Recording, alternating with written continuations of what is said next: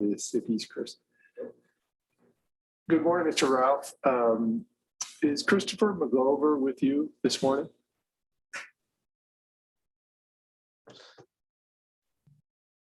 I'm sorry, is who with me? Oh, I'm guessing not. Okay, we're just looking for an 8:30 appointment. I just wanted to make sure that he wasn't waiting under your name, Jared. Oh, okay.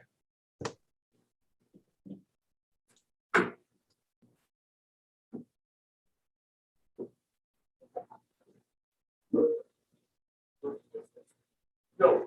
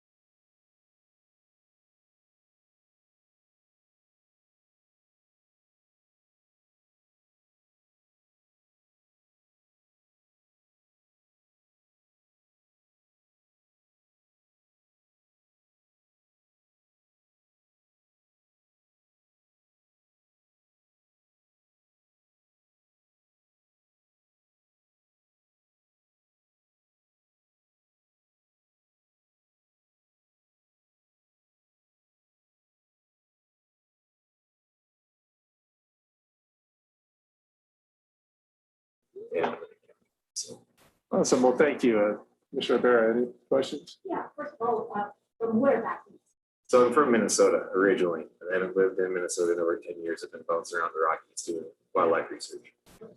And Christopher, where are you in your PhD pursuit?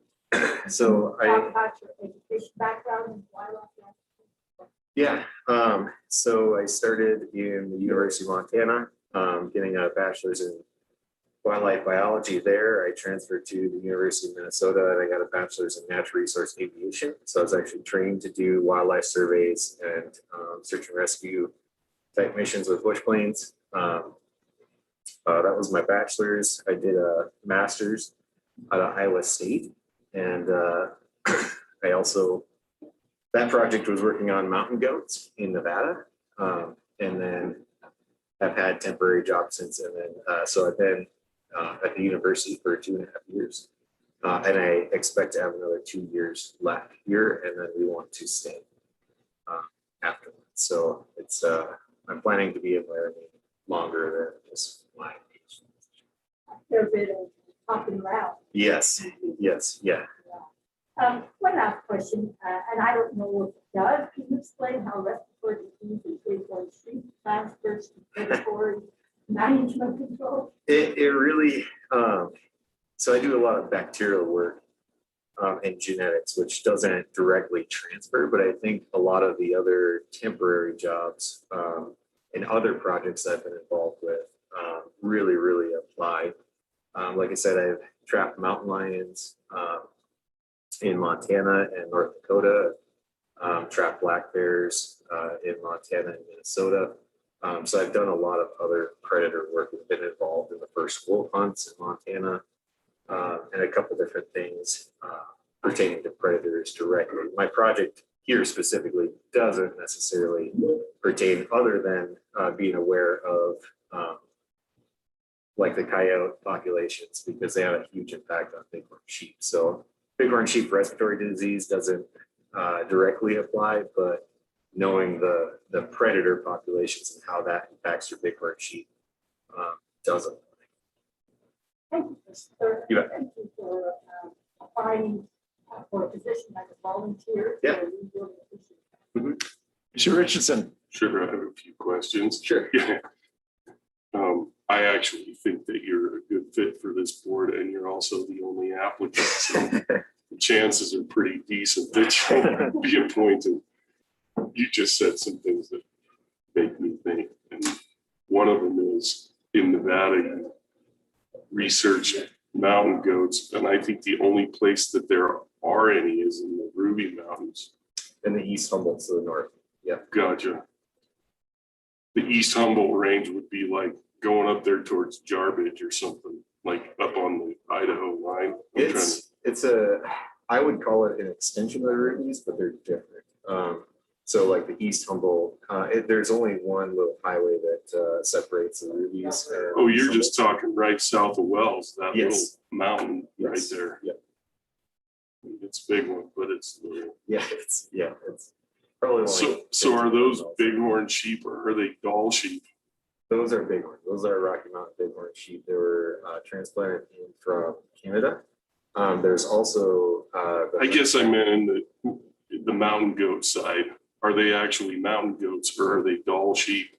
They're mountain goats. Gotcha. Yeah. So the mountain goats, I can't remember where those were transplanted in, but we moved goats all over the place back in the 50s and 60s and dropped them in. And they did really well there until the bighorn sheep started dying off and then the disease kind of transferred into the goats. See, I've fooled around a lot in that area. Like I know every two track, every. Anyway, so it's kind of interesting to me that you stomped that same ground. Yeah. Those are some unique and interesting mountains. Yeah. Yeah, they're it was a great experience. And yeah, it's some of the most rugged mountains I've ever been. Well, and strangely isolated from everything Mhm. because it's right smack in the middle of Nevada. It's Yeah. kind of neat. So are you aware that the Predator Control Board is funded by brand inspection fees? Like there's no county funds that go to it. It's all funded by brand inspection. I looked at the budgets a little bit, but I didn't say exactly where the funding was from in the budgets themselves specifically. Mhm. But yeah, that is unique that it's from brand inspection. Yeah. So I just thought that might be something that's interesting to you. I think you'll do fine on there and you'll have fun. Predator Management Board, I suppose, isn't really for wildlife, it's for agriculture, right? Yeah, but I But it does have it has a tangential role as it relates to wildlife. And you might be able to bring that perspective to that board. Because I think most people on it are like, how do I keep a stampede of coyotes from destroying my sheep or whatever, right? yeah, it'll be fun. I'm actually looking forward to it. And I know that I won't know everything, but I'm excited to learn. It'll probably be good for your resume too. You'll learn some things that feed into the other things that you do. That's cool. I almost never meet somebody who's been in those mountains. Yeah. One time I was working in Ruby Valley and I stopped at this ranch and there was a little kid in the irrigation ditch, a little ranch kid, and he had a 5-gallon bucket full of tadpoles. And he would wade out into the irrigation ditch and he had just buckets, little like Tupperware or whatever, and he'd scoop some up and basically he was separating them from the water, and he had like 500 tadpoles in this 5-gallon bucket, and he was about 5 or 6, and he gave me some to take home to my little boys, and I did. He's like, you need some. Were you able to Some hatch them into tadpoles. frogs? No, it was too dry where I took them, right? I mean, if you aren't in a waterway, Nevada's really dry, And it's extremely salty. right? So it was right at the foot of the Rubies on the, I guess that's the southeast side. That ranch was between the Rubies and the Ruby Marshes. And it was a nice one. I'm trying to remember who owned it, but anyway. That's kind of a weird mountain range, like alpine, crazy, steep, snowy stuff sticking up out of what would be like the red desert in Wyoming. It's just really good. Anyway, thanks for shooting the bull with me a little bit. So Christopher, I'm interested. I have some pilot experience also, and what kind of plane? So I bought a 1946 Stinson.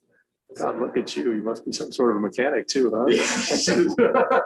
Yeah, it's yeah, I've been saving for a long time, and I was set on the Stinsons because it's a 4-seat, has high enough horsepower to get in and out of Laramie.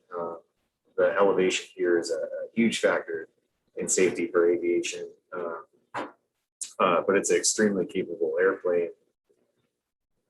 But it's rated for so much. But if you fly it like, you know, a Super Cub and just say 600 pounds max, you know, we have to go half gas and one person and no gear, the thing jumps off the ground and performs excellent.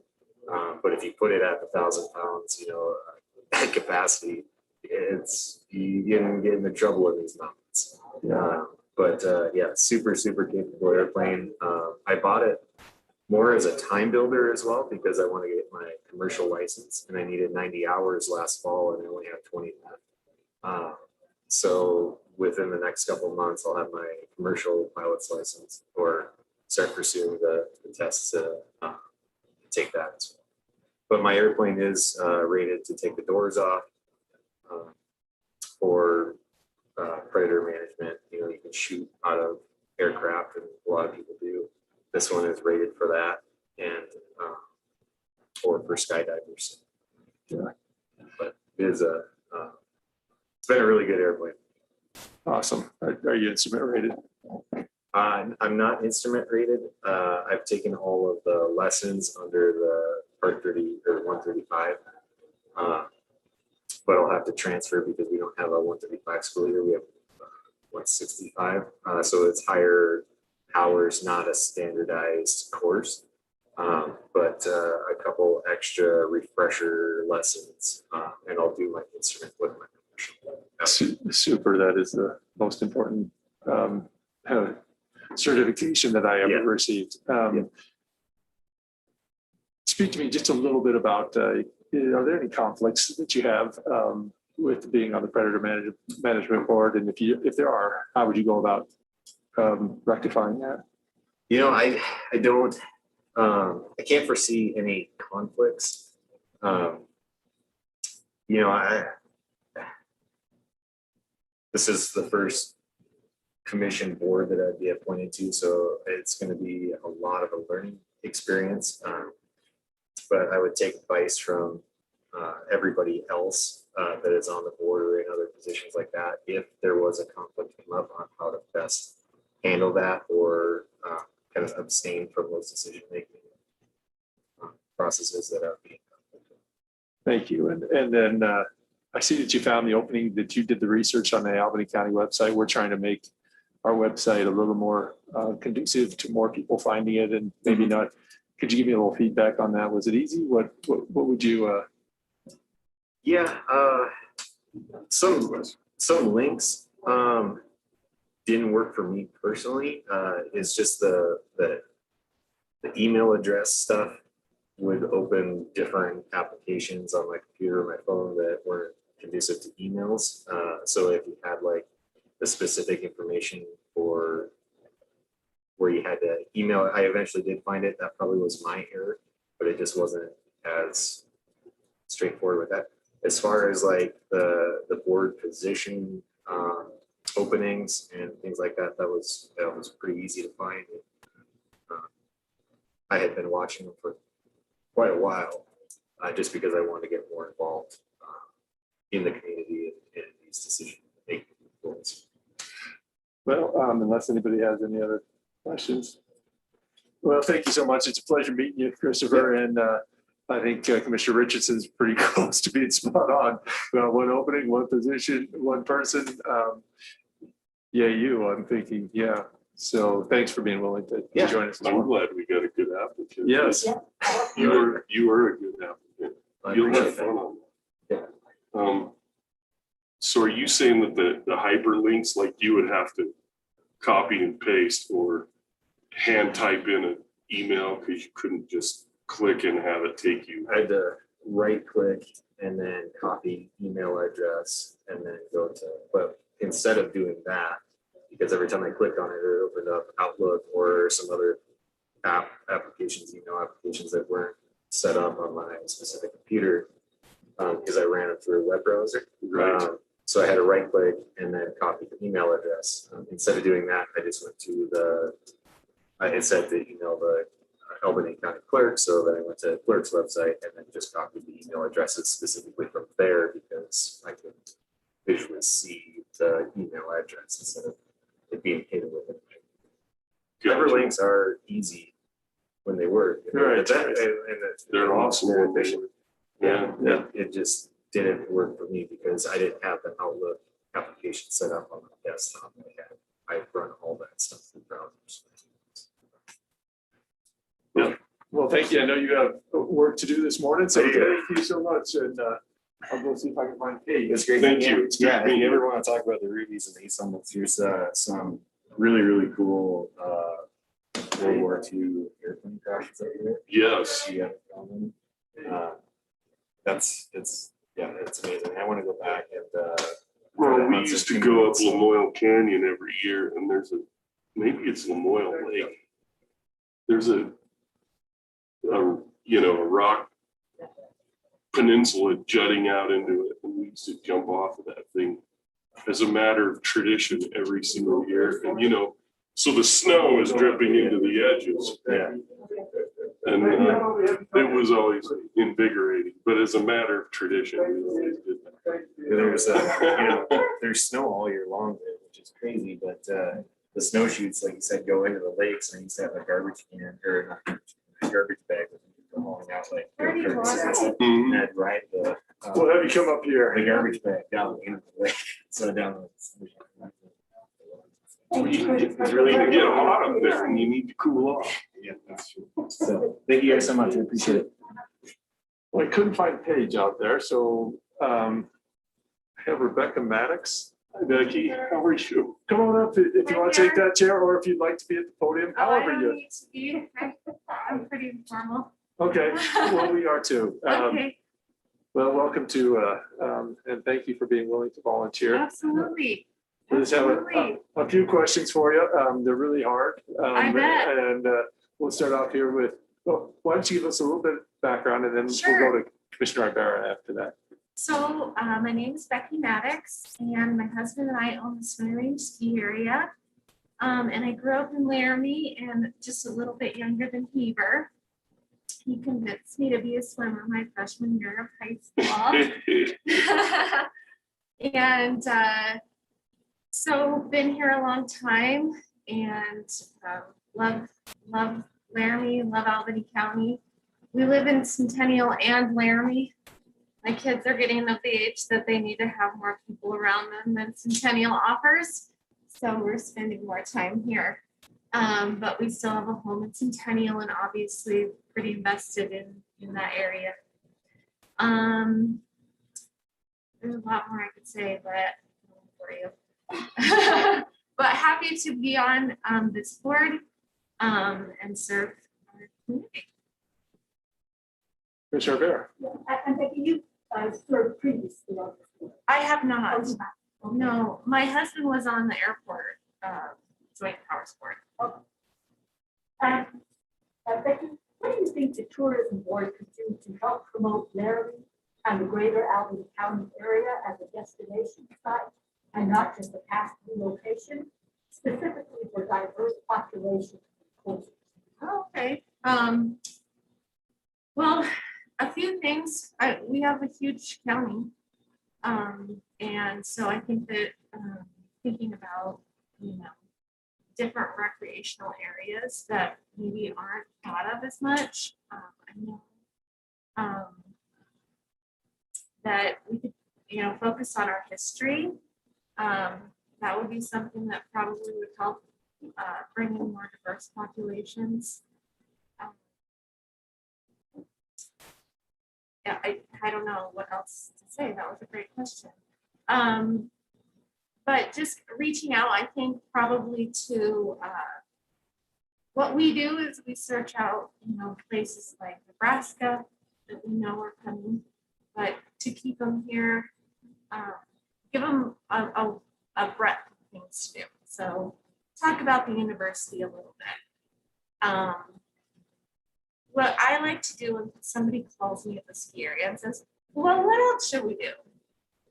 I kind of put them, and I want to put it on our website. Actually, I think it's kind of fun to talk about all the things that you can do in there. Maybe you're here for 5 days and you don't want to ski the whole time. So maybe you want to visit campus and go to the geology museum, because that's huge. That's a huge part of our county. And I think partly why the tourism board was brought to be in the first place, because it looked like it started in Rock River. So probably some geology on that. So that kind of stuff. And skiing and camping and making everything just more accessible and understood. And we also have a business in Carbon County. We run the fuel sales and all the fuel and hangar rental at the airport in Saratoga. And they have a really good business guide that you just can pick up almost anywhere. It's like in the grocery stores, it's everywhere. And it really gives a good feel for all of the county. I don't know, they even kind of still Albany County. So I think that it's good to just really just throw it all out there so they can see it and say, maybe next year they.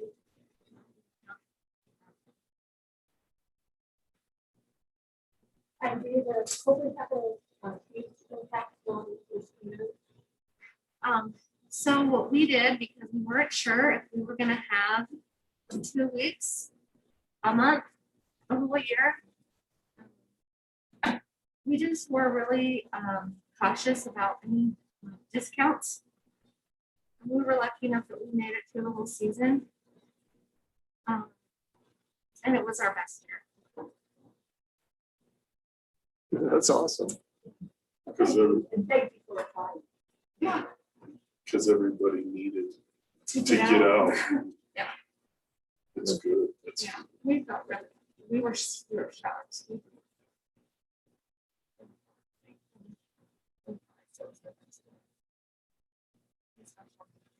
Commissioner Richardson, anything? Well, I know Becky from way back, and I know something about how she thinks. I mean, there's been lots of years gone by, but I know you're good at what you do.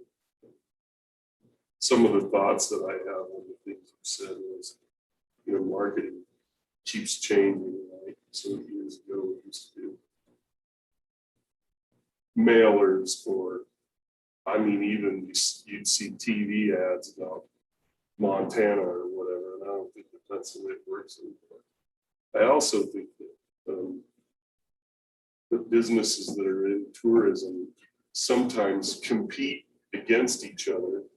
Like it's the mentality of scarcity rather than everybody ought to have a link that goes directly to their competitor and vice versa. So that anyone can go find anything they want to see so that you keep them rather than their money going somewhere else, right? And I would have to say in the last several years, I think that Albany County Tourism has done a really good job with that, staying relevant with their marketing. We're proud as punch when we see it, a little blog it's about Laramie ski area. It's honestly a little overwhelming because you don't expect it, or a post that says, "Hey, don't forget to go to Centennial today," or whatever. It's been really neat to see that a little bit. So. We have a question, Becky, on Sure. on the form that about conflict of interest. Sure. Could you talk to me a Sure. little bit about that? And then if you came up against a conflict of interest, what would be your thoughts and how would you handle that? Well, I didn't think about it until I started filling out the application that you might see that being a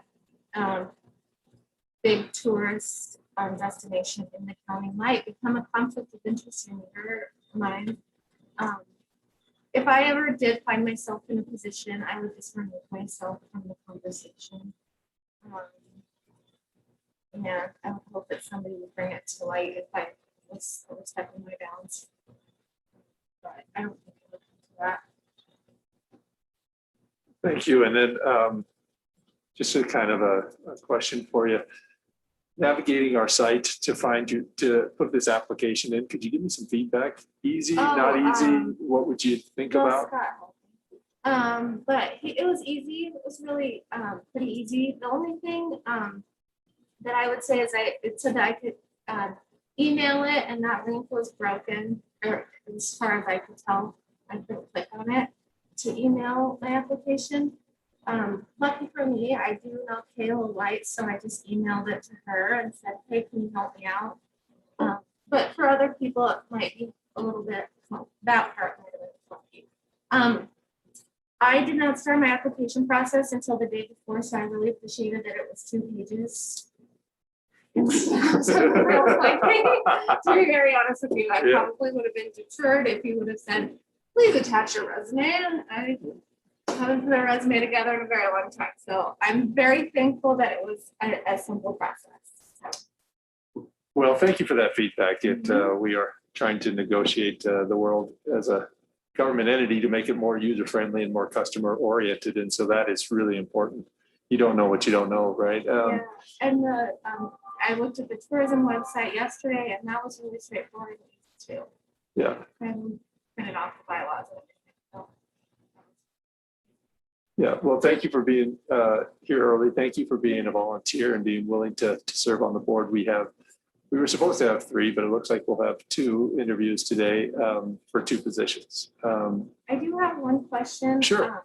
Just because we're tied in pretty heavily to the aviation side of the world. My husband's a pilot, and the hangar out of the airport. And so I do just kind of want to get your take, not necessarily on that kind of powers board, but what is your feel and what do you guys take away from the joint powers boards as a whole?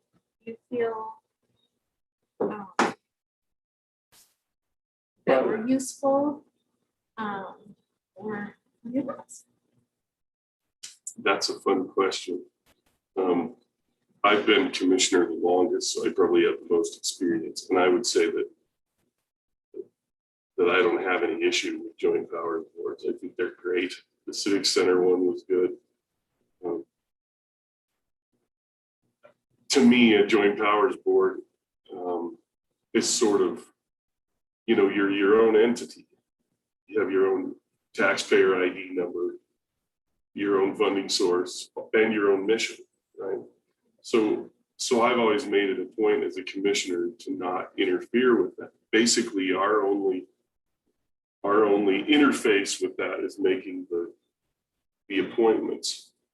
And so since it's a joint powers board, then the city makes some appointments too. And it's a good thing because the purpose of the organization is not just a county commissioners type thing. It's those appointments need to be made by both entities.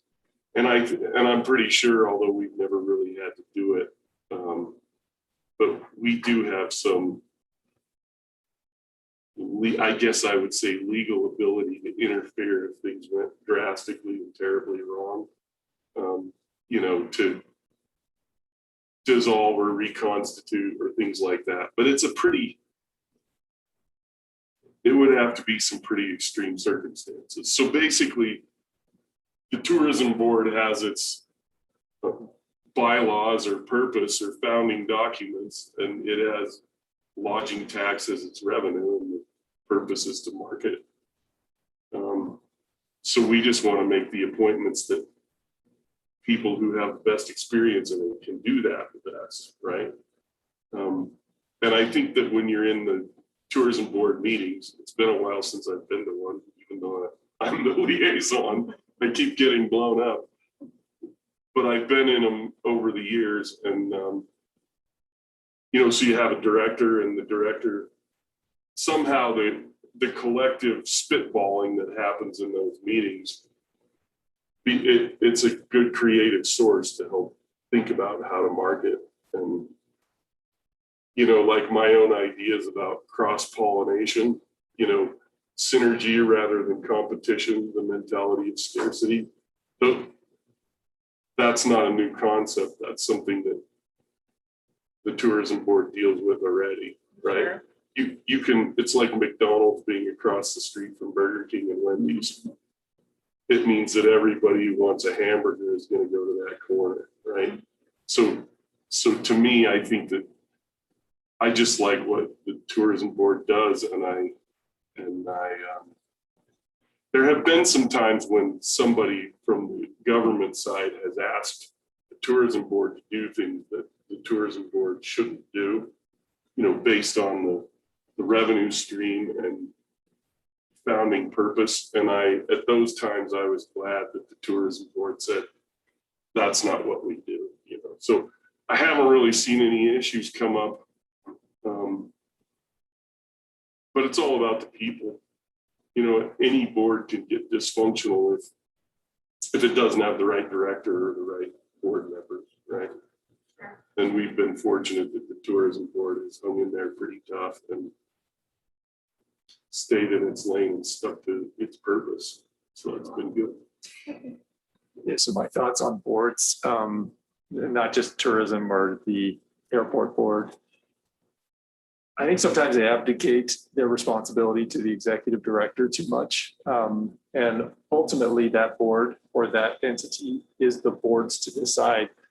And I think sometimes it becomes a book report from the executive director, and then you just go and do what you want to do. I am an executive director. I do have a board. So I have real strong feelings about the board being engaged in the running of the thing. I mean, not the daily management, but ultimately they're the ones that own the business, you know, and should be more active in that role. Like Keeper said, I think it's how the people that you put on it act. And I would look for more diversity too. I think if we just put airport people on an airport board, you only get one way of thinking. You should put some people that have sat in planes and aren't pilots. You should put people that have no background at all about airports, so they can view it completely different. And I think diversity of opinion is a strength, really, and should be sought after in all boards. And so it's just personal, my personal reflections on that. But I'm a real strong believer that sometimes I have been on boards that thought, oh, we're just here once a month. We're just going to be here for an hour. We'll listen, and then we'll go back and be back in April.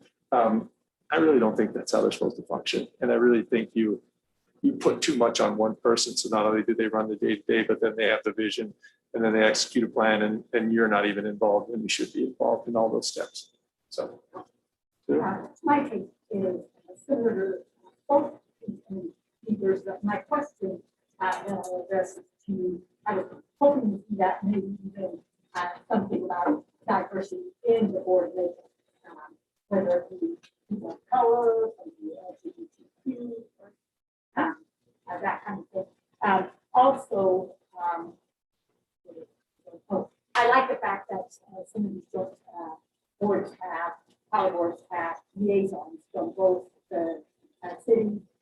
government and county government, just to keep us in the loop, not to micromanage, but just to know and make sure that it isn't being just another step.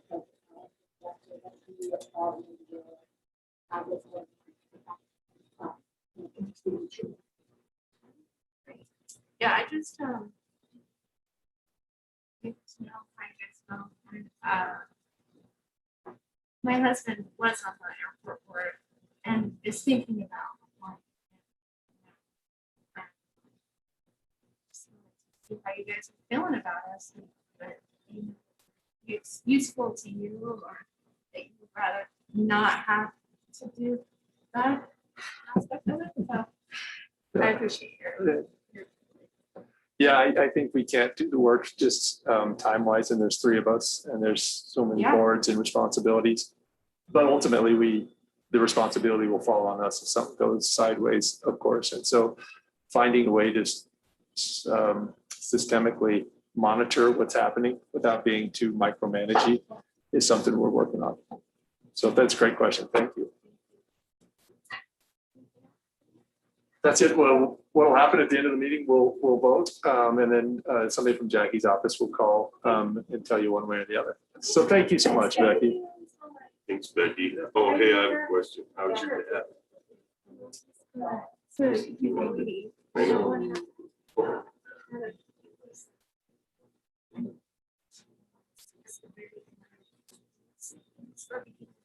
So where's he at?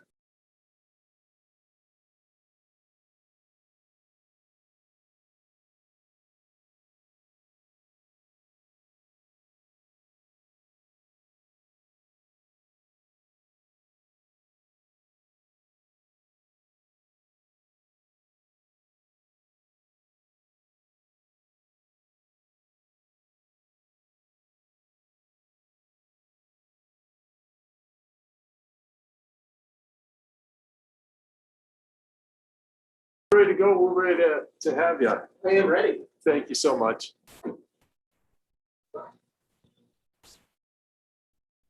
I am comfortable wherever. I think you should sit. All right, Yeah. works for me. All And right. there's these big monitors in front of you.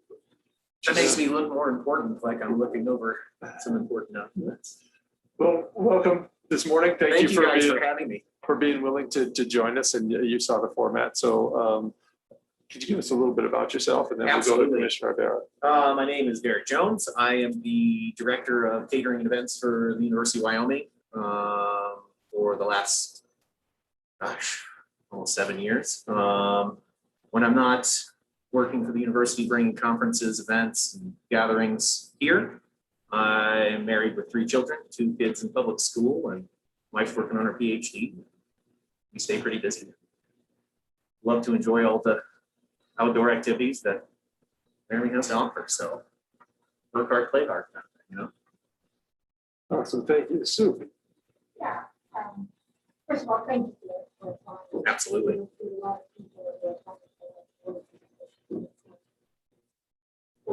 I'm just gonna ask you the same questions there that I've asked Becky. Want to know what you think the tourism board could do to help promote Laramie and the greater Albany County area as a destination site and not just a pass-through location, in particular for diverse populations and cultures. Yeah, I think great question, first and foremost. You know, diversity is something that I believe so much in working at the university. Non-COVID times, I usually have a robust staff of 150 students from all over the place, all different parts of the world. So I think it is valuable to creating a good sense of community team to have that diversity. I would honestly utilize the university LCCC to its fullest extent to get into those different colleges, those multicultural affairs, work with those contacts to help bring awareness to the Laramie community of what we can offer and what we have for all those different folks that are either here for school or looking for a different place to live or to relocate to. I myself am not from Laramie, so I mean, I found Laramie and have made it my home as well. So I think all the attributes of the great sense of community, the outdoor activities, educational aspects, cultural aspects are here. We just need to continue to send those words out to all the folks who are just passing through. So I think the opportunities here, we just need to kind of get the megaphone out there a little bit more. I worked with Scott since he's come on board over the last couple of years, and I think we've had a pretty good collaboration utilizing our conference event centers to bring folks from not just Wyoming, but regionally, and even some national conferences here, and show them what we have to offer. Yeah, I know I'm putting you on the spot. No, you're good. Specifically, are there any events that come to mind that you could host in Laramie that are brought through partly, maybe in partnership with those who do that? Sure. Tourism for. Yeah, absolutely. I mean, just off the top of my head, when we're talking about the diversity aspect, the last several years we have helped host the Drag Queen Bingo event at the conference center. We worked with them, and it's one of the events that I can help host. We kind of can help with some of the costs of bringing these folks here. We're working with Dr. C.C. Eric on campus for the Wyoming Latino Youth Conference, which is coming again for the third year in a row in October, which is great. Just to name a couple, right off the top of my head, of those different cultural aspects that I want to continue to bring to UW, just for everyone's benefit. Absolutely. Heber. Let's see, sometimes I, as a business person and, you know, an original Laramie guy from way back, sometimes I see that the university sort of insulate itself. Sure.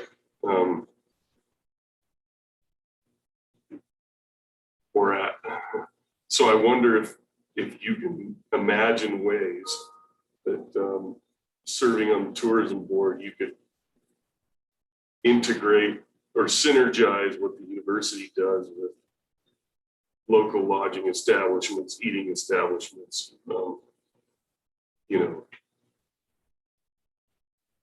sites,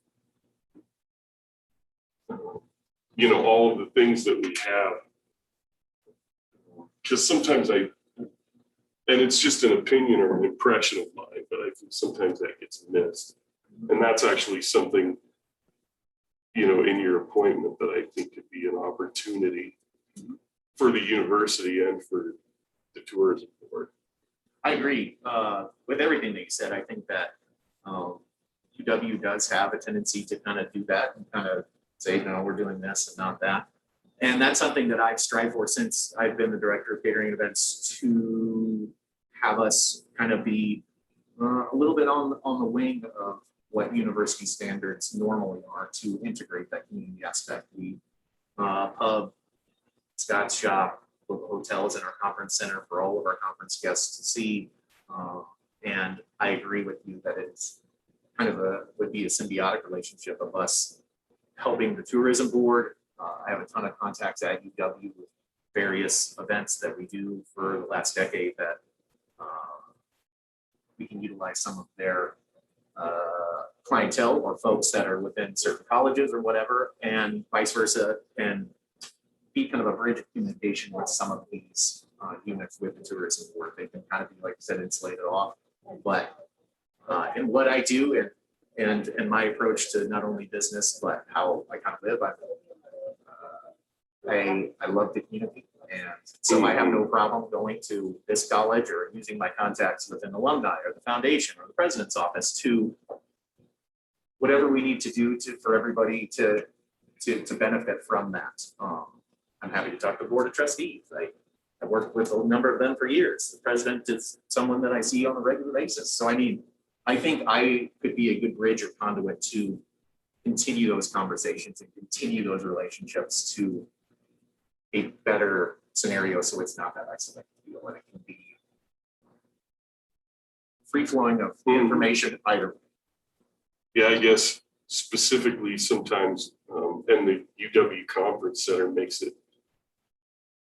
the university more able to do that, right? You can bring somebody into that space. Yes. Or use the Gateway Center or both or whatever. You have a big thing going there in a hotel and you're in the UW Plaza. Yep. And what I would like to see, so sometimes those people stay right there close. And I would like to see some, maybe some of those people would be inclined to come back to Laramie for different reasons if they saw more, or to Albany Absolutely. County if they saw more. Absolutely. You know, like you take some buses from Transpark or whatever, and run out to Albany and have a dinner out there or something at the Albany Lodge so that people see more than what's just at between 9th and 22nd Street. I agree 100%. I've You worked, know what I mean? yeah, I've Granted, worked well, with Paul at Transpark on some of that exact scenario with these large conferences, getting private buses that would ship them from here to there. Yeah, I would love to do that. I'd love to work with these groups to, if they want to take a campus tour while they're there, or they want to, like you said, go have dinner at the lodge, or go see the ski hill. Well, and alternatively, it could work the opposite, right? So if there's somebody in town that's here for nothing to do with the university, Absolutely. the university could participate maybe in some of their activities or host some of their things so that they see what the university is, you know. I agree. I want to see that integrated. Because it's more likely to get people to come and stay for longer periods of time and spend more money. I right? agree 100%. I'm happy to help assist or help bridge that communication with units of UW that I know, or whoever that may be.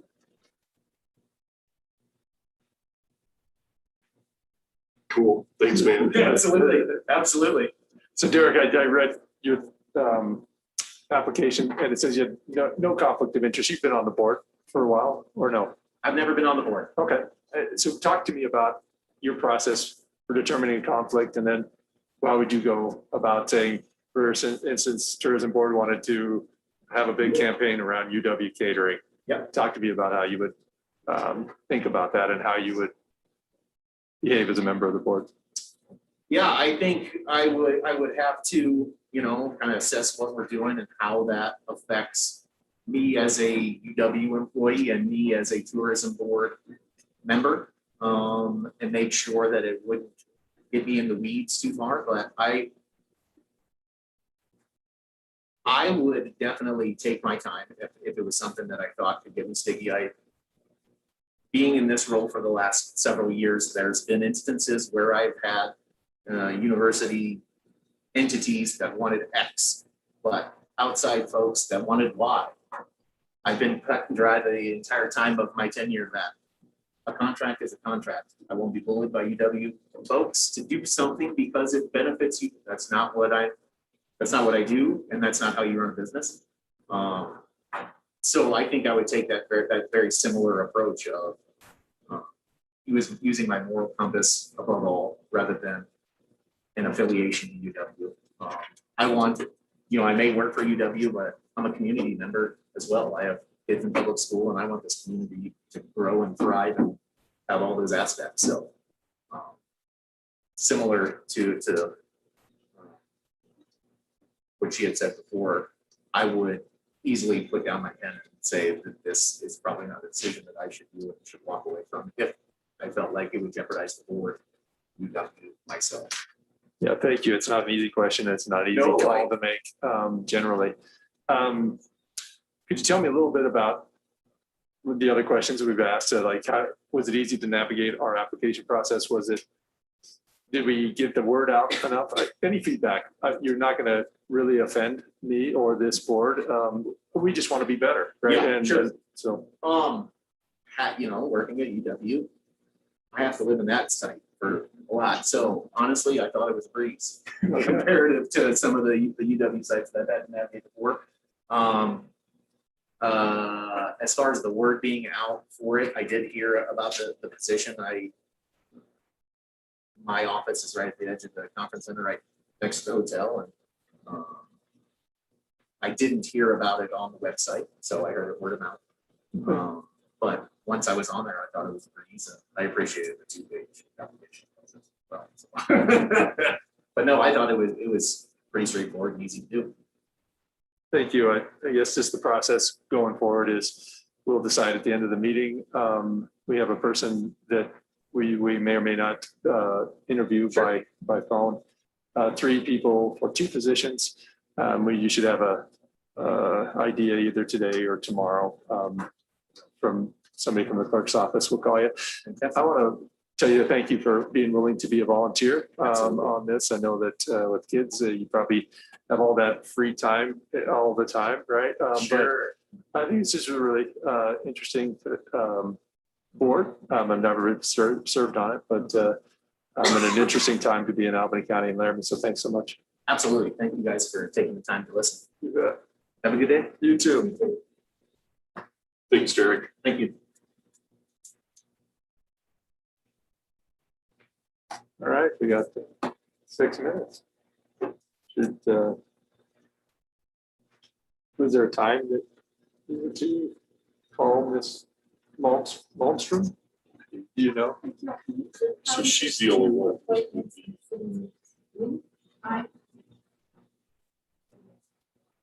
Oh, that's on their side. Okay. But no, the city doesn't go in. We have 2 minutes. Yeah, that's the city is 2. Okay, so we will have 2 of these, but they only got 1 applicant, from my understanding, other than Paige. So they have 2 applicants.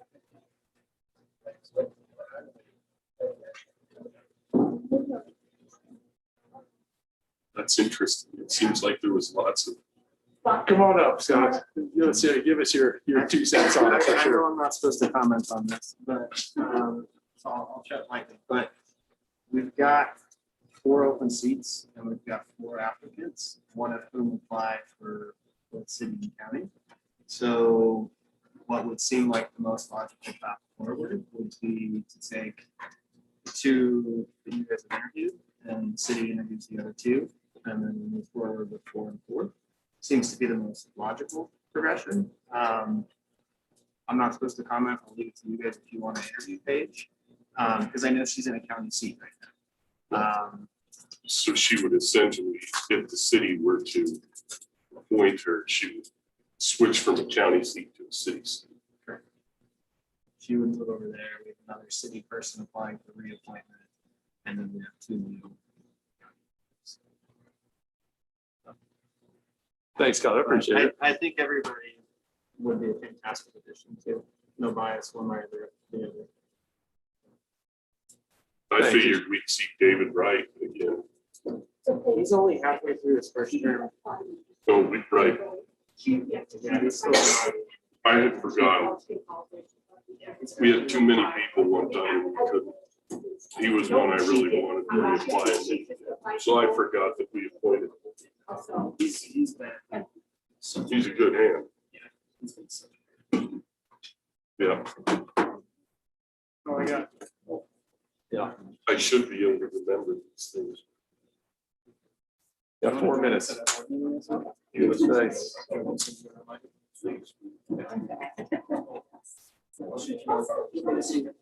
Thanks. It's good to see you.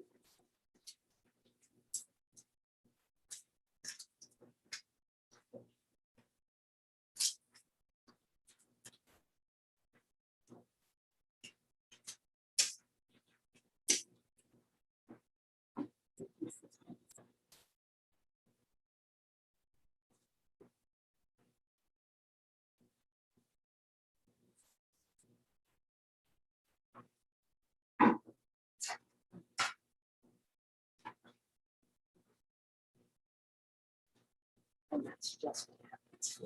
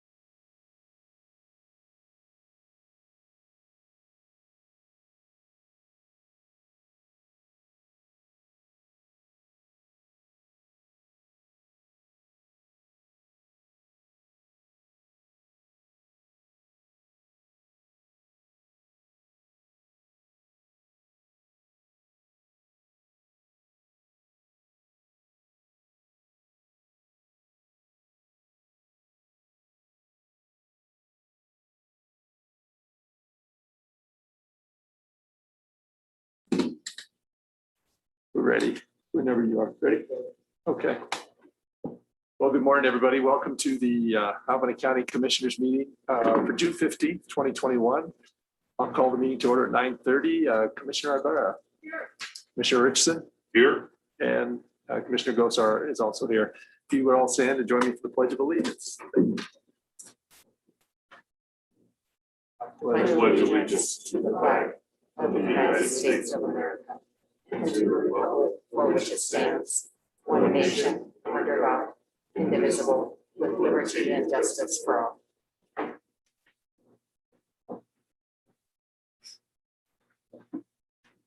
Item number 3, public hearing. We have none scheduled. Item 4, comments from the public. Would anybody like to make a comment from the public? We'll go to the room here first, and then we'll go online.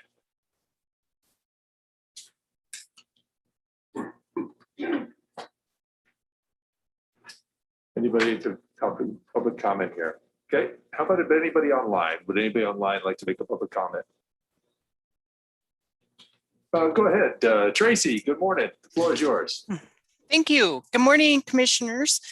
I just wanted to update you that we have received the first portion of the American Rescue Plan monies, and it is in the amount of, excuse me, it's a big one, $3,775,992. And that I just wanted to let you know so you can start thinking about it for our budget work session this afternoon. Thanks, Tracy. That's good news. Appreciate it.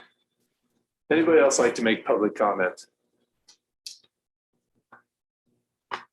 Okay, I'd entertain a motion to close public comment, please.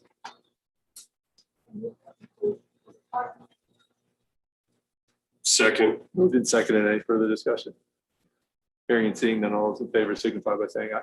Aye. Aye. Aye. All those opposed, same sign. Motion carries. Item 5, disclosures. Commissioner Ibarra, any disclosures? Commissioner Richard? Any? I have none. None for me. Item 6, considerations of changes on the agenda. Jackie? Thank you. County Commissioners, I have for your consideration the addition of an agenda item, and it's Resolution 2021-022, a resolution internally reapportioning payment to Long Building Technologies from general accounts to 2018 specific purpose excise tax. And if we could add it to your agenda, please. Yeah, why don't we, if you don't mind, if we could put that towards the end. 23, is that? Resolution number 23. No, Sorry, I'll read it. Thank you. You're welcome. so it's 023. Yes. Yeah. Number 23. How about let's put that at item 25A. Thank you. Thank you.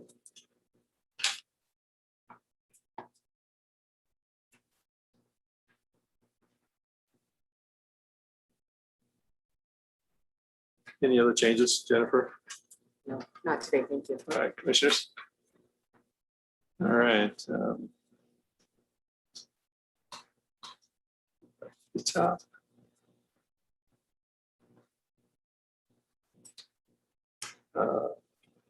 Item number 7, approval of the consent agenda. I'd entertain a motion to approve the consent agenda. Second. Moved and seconded. Any further discussion? Hearing and seeing none, all those in favor signify by saying aye. Aye. Aye. All those opposed, same sign. Motion carries. That takes us down. Item number 8.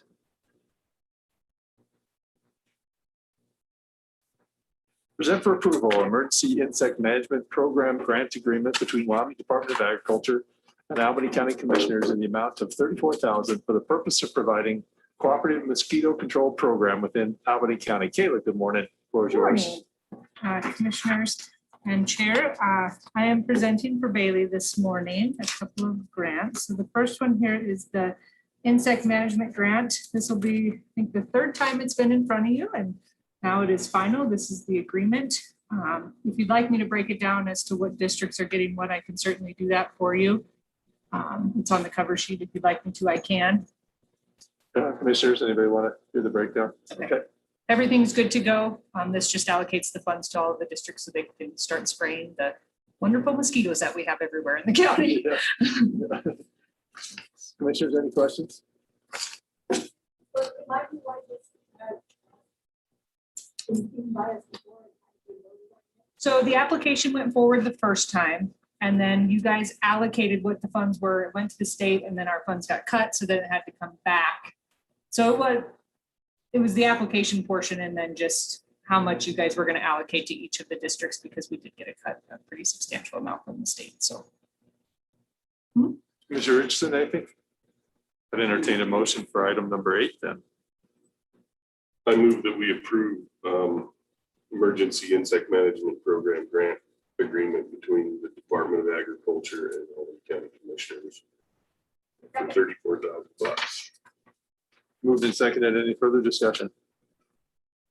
Hearing and seeing none, all those in favor signify by saying aye. Aye. Aye, all those opposed, same sign. Motion carries. Item number 9. Thanks, Kayla.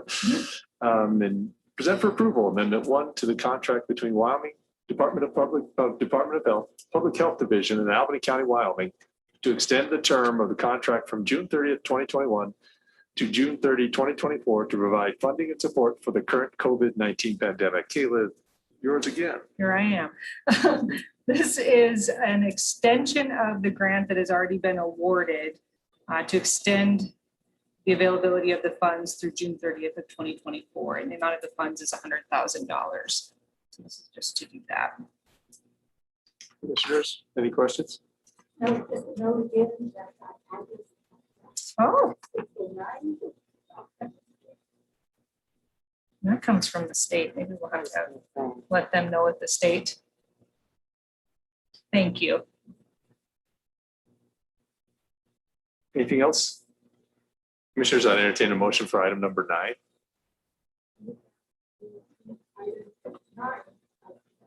Second. Moved and seconded. Any further discussion? Hearing and seeing none, all those in favor signify by saying aye. Aye. Aye, all those opposed, same sign. That motion carries. Item 10, present for approval fiscal year 2022 contract for services to victims of crime between the state of Wyoming, Office of the Attorney General, Division of Victim Services, and Albany County Commissioners to the Albany County Victim Witness Program for the purpose of providing funds to Wyoming victim service contractors from July 1st, 2021 through June 30th, 2022, in an amount not to exceed $221,906. Eva. Here I am again. This is the Crime Victim Witness Grant. It is a 2-year grant, so you didn't see an application this year. You saw one 2 years ago. This is just the new fiscal year agreement for year number 2. Is everything good to go? The attorney has reviewed, so we should be good. Commissioners, any questions? I'd entertain a motion for item 10. I move that we approve item 10 as presented. Is there a second? It's been moved and seconded. Any further discussion? Hearing and seeing none, all those in favor signify by saying aye. Aye. Aye, all those opposed, same sign. Motion carries. Item 11, present for approval, application for special malt beverage permit for Kyle Logan Childers for a professional wrestling event at the Range Arena, 3031 Fort Sanders Road on June 19th, 2021 from 6 p.m. to 11:59 p.m. Kayla, please. All right, so this is just an application for a special malt beverage permit. Just as you had indicated, it has been reviewed by the attorney and by the sheriff, and there are no issues. Commissioners, any questions? Mr. Chair, I just think it's funny that it says 11:59. I guess because then it stays in one day. It doesn't become. A Actually, two-day it only permit. has to be a 24-hour period, so they would have been fine until midnight, but maybe. I don't know why. That's Well, I just what guess they that- had on their application. I guess that means if it goes till 2 a.m., they quit serving drinks at midnight. Yeah, maybe, Which is probably. a good probably a thing. good thing. Well, you'll provide wrestling. I know. It could be fun. fun. I move that we approve item 11 as presented. Moved and seconded. Any further discussion?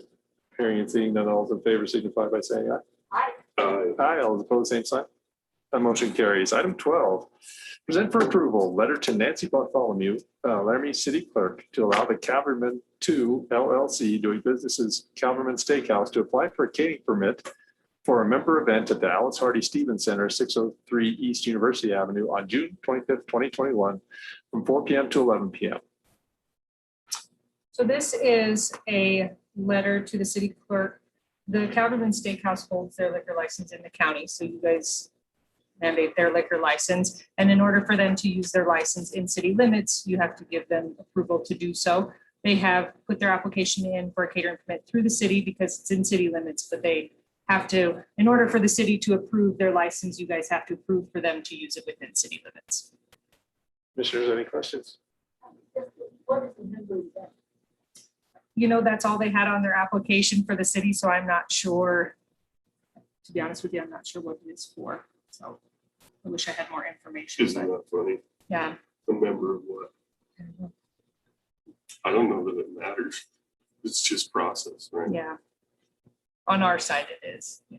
Any other questions? I'd entertain a motion for item 12, please.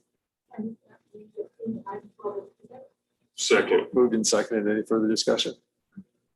Hearing and seeing none, all those in favor signify by saying aye. Aye. Aye. All those opposed, same sign. That motion carries.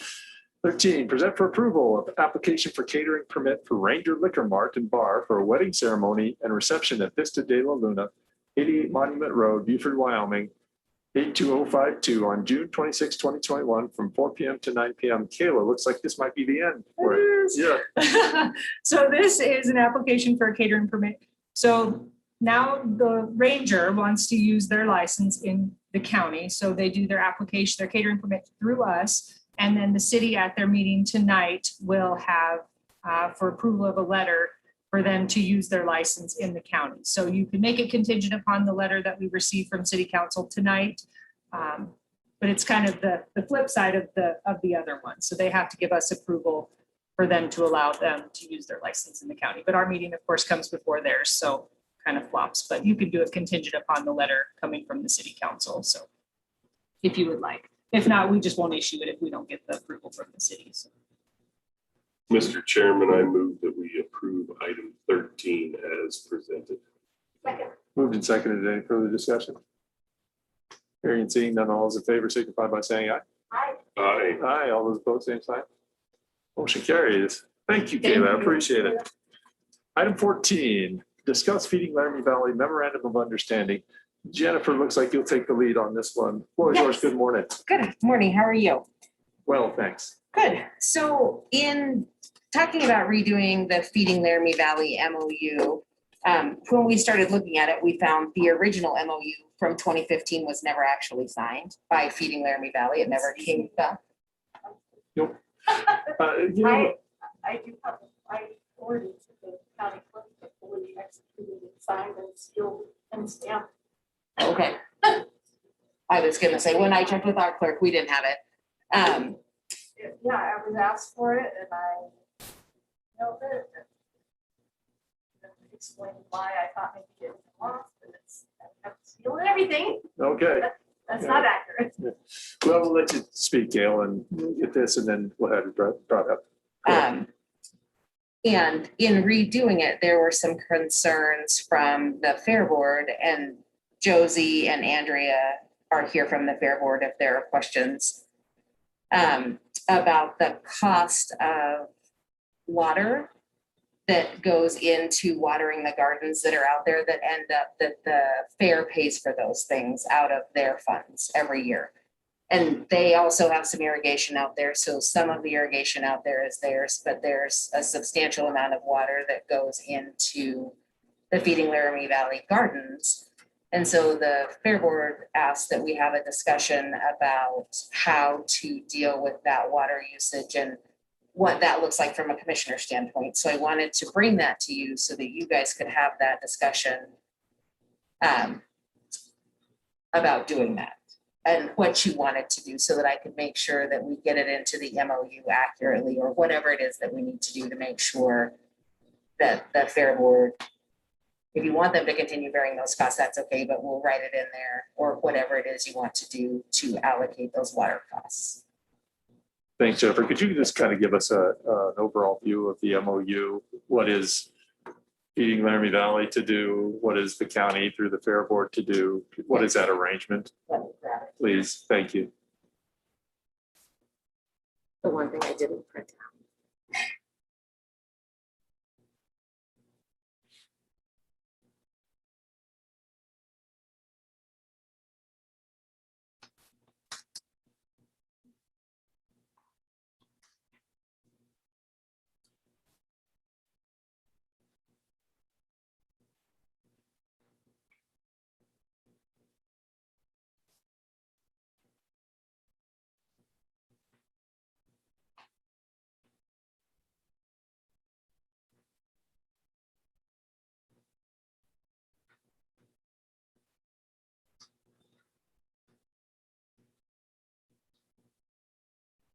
I'm just skimming, sorry. That's all right. If while you're getting that, why don't we listen, we'll hear the concerns from the Fair Board and Josie, if they want to, and then we'll talk to Gail, and then we'll come back.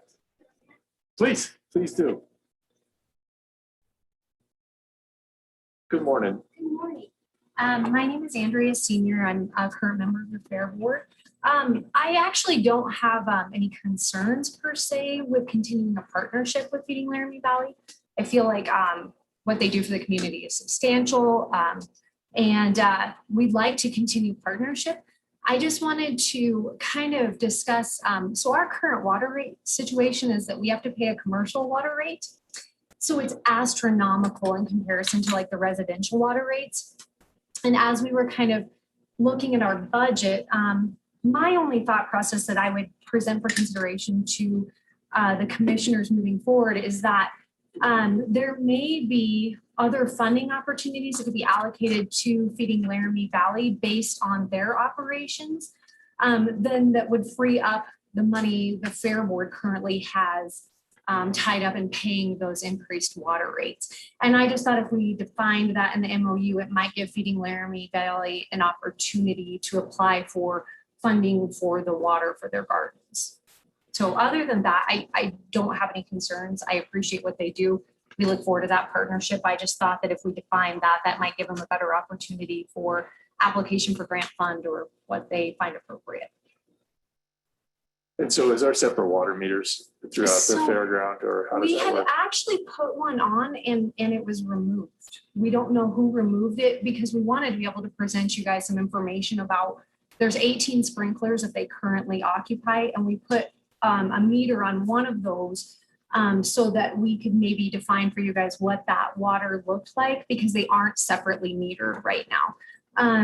But it was removed, and I don't know by who or when, just that it was. So that might be something that we would have to look at as an expense, or maybe just a portion of our study before we could determine how that would, what their actual water rate is. We do have numbers on what the difference in water rate was since they have been out there, and Jen will present those to you guys. So. Okay. Are there any other water users that aren't charged or are charged or fair? You know, not that I'm aware. So I don't want to speak out of turn. I don't believe so. The only thing that because and just in my mind, like when we're on the board, this is certainly not going to become an issue. But one of the things that I just wanted to make sure we kind of clearly define that MOU, just so we didn't, like, let's just say that we had somebody who said, well, I'm going to be running some type of a horse rescue and using the fairgrounds to facilitate that. I just want to be able to define what our processes will be with the commissioners when we do things like this and partner with other nonprofits to make sure that we are able to appropriately allocate what the water is that they're using. Okay, thank you. Yeah, thank you. Jennifer, and then we'll go to you, Gail, or whoever, after Jennifer's finished here. I just want to let you know, and Gail, apologize. Our email that came from Gail got stuck in IT jail. So we did get it. He just sent it to me. So thank you for that. But it is there. So just it was stuck out there in IT jail. We do get IT jail on occasion. Yeah. Okay. So currently the MOU is generally that Feeding Laramie Valley does all the improvements building their gardens, whatever improvements they do, this, all of those things they do, they're responsible for those things. They leave them there should the MOU ever terminate. It does say that the fairgrounds provides non-potable water at no charge to them. And I don't know that there is a non-potable source out at the fairgrounds. So I think that's where this current issue has come up. When you asked about if there were other users of the water, the fairgrounds uses it to water their arena, do all those things. There are stall rentals and things. They pay rent to help cover that stall and whatever their water usage is. There's a campground that they pay nightly fees to help recoup whatever those costs are, but there's not any other that I'm aware of. That Josie, any other users that would consume large amounts of water, other than the fairgrounds itself, and then the gardens in the summer. Okay, and the nightly renters, they pay a fee for a hookup for water? Yes. Okay. They pay stall rental fees or campground fees for the nights that they stay. Yeah, and do you know, Jennifer, about how much money are we talking? Are we talking 10,000? Are we talking 50,000? Can I call Josie Sure, to answer sure, you those bet. questions for you? Because I don't know them off the top of my head. Question. Or just rental. income from like the No, small- just for water. Oh, just for water? Yeah, what are we Oh. talking? On an annual basis, Yeah, I do have. So through the May bill in 2021, the total water bill is $43,000. 43,365. For 2020, it was $40,675. For 18 to 19, it was 28,612. Oh, you can tell where the city jumped their water rates. And then July of 17 through June of 18 was $23,000. 16 to 17 was 25,000, and 15 to 16 was 27,000. we were talking about $15,000 maybe at the most generally, give or take. Yes, well, and part of that, I think, because I believe this MOU has been in place since 2015. So part of that big increase where it jumped in the 2019, 2020 year, my guess would be that a substantial part of that was an increase in city water rates. So there's two variables happening there that are hard to tease apart. Yes. Commissioner Richard, you have a question? Yeah, and it's for Josie, because I think she knows the answer.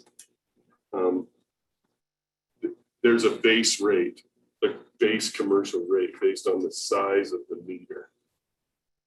And, so residential is like 3/4 or 1 inch or something. And then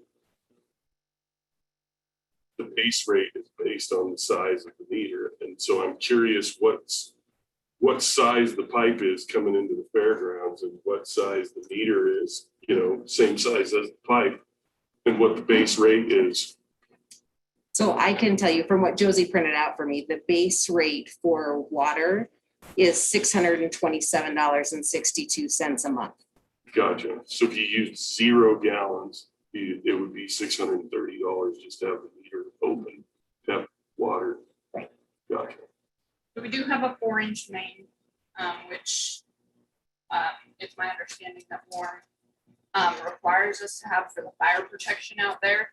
And so just a couple of calculations off our last month's water bill that we pay $3.97 per gallon on top of that base charge. So Third per thousand. yeah, yep. Okay. Thank you. Commissioner Bear, any questions? Gail, do you have the floor is yours. Thank you. Morning. Good morning.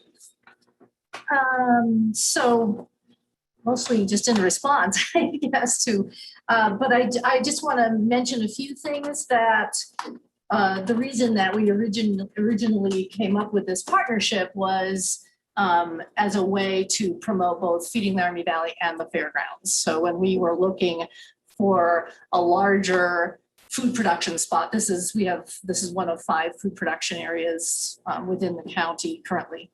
And we were looking for a larger space. We specifically went to the Fair Board and selected the fairgrounds because it's a public space. The fairgrounds is, also going through transition times, and we thought this was and in fact, they approached us because we were the only fairgrounds in the state of Wyoming that did not have a high tunnel as part, and a demonstration garden as part of what the fairgrounds provides to the community. So we went and we wrote a special grant to put in what are now 3 high tunnels there, as well as in-ground and raised bed gardens. So we did that specifically so that we would match what the Fair Board was looking for and to be able to provide that educational opportunity to people there at the fairgrounds. So just in the last 5 years, and of course, we didn't have a lot of this happening last year, as we all know, but we provided tours at all the county fairs there. We've done numerous workshops for the general public, inviting them to the fairgrounds to learn how to build high tunnels, how to grow, do season extension. We also provided 2 seasons of working with Sensible Nutrition, where their students came out and we had staff there who gave lessons in the garden about how to grow food and how to recognize high quality food and those kinds of things as part of the extension that's based at the fairground. So these were all provided on our funds. The amount of food that we provide just from the fairgrounds alone to the community at no charge to people living with food insecurity is about $35,000 a year in value of that. We've also brought in 2 Wyoming Department of Agricultural grants that were spent on that garden, including a research study on what is the best roofing, the best skin, as we call it, to use on high tunnels. And those grants exceeded $60,000 that we put into the farm there. About 25% of our $500,000 community food project grant from USDA, which is the first one the state of Wyoming has ever received, went directly into the farm. And then an additional about $750,000 in federal grants. That portion of those grants went into the farm and all of the staff and the internships and volunteer opportunities that we provide there. So, and that doesn't include all the expense that we've gone to in terms of putting in water saving irrigation. We use drip irrigation primarily. We've had to resort to sprinklers the last couple of years because the main source of where the water is coming from has had so many leaks that, and we tried to work with fairground staff in the past, but primarily it's been Feeding Laramie Valley staff that every year has gone in and repaired the water main coming into the fairgrounds so that it can work. Our experience with what's happening at the living snow fence there, which is gorgeous, is that we're constantly reporting that it's flooding because of leakage there. The other thing that this is new to me, new information, is that over the last couple of years, and it may have to do with the increase in water rates, but that because the way the farm is tucked back in the back, you can't really see from the main fairgrounds what's going on without going over there, is that our gardeners are reporting that on a regular basis, people drive in through the back way with water tanks on the back of their trucks and they fill their water tanks and drive off. We're assuming that's not part of a service that the fairground is providing. They're using the spigot that's right outside the farm. So that may be something that they should be looking. We've been reporting it. There's a new staff now at the fairgrounds, so I'm not sure what their knowledge is of that. I think that's kind of an overview of some of the things that we've been doing there. Of course, we also had the Higher Ground Fair there for 3 years, which included, we did a lot of Department of Agriculture in Wyoming workshops associated with the fair at the farm during the fair. We did tours there, as well as promoting the fairgrounds as a place for new and unique events.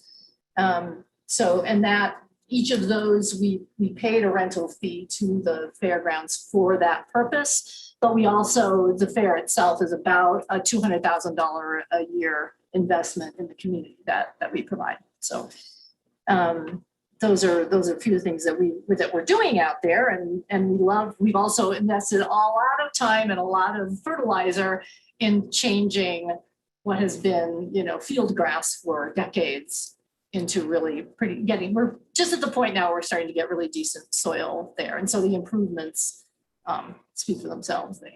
They're lasting as long as they're kept up. I'm not sure about the potable water. I would be surprised if you're providing, because I've seen signage that it's not potable and out by the barns and such, but I'm not sure. Maybe there is another source that it's potable water being served to the animals out there. I wouldn't know about that. There's also been construction out there, which is playing havoc with the farm, but that's another issue.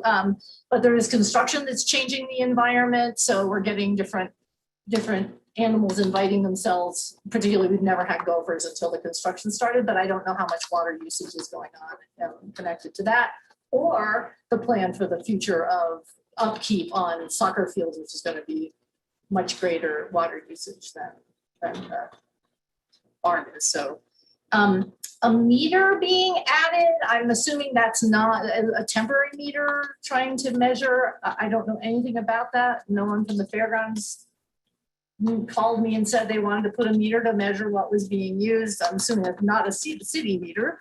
So I don't know anything about that. I was never informed by the fairgrounds that they were trying to meter how much water we were using. And again, we do have all this leakage problem, so it's going to be hard to judge.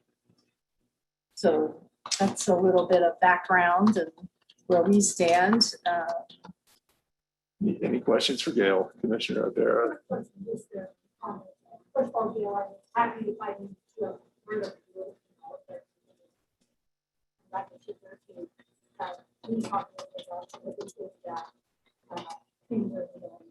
Thank you for all you do.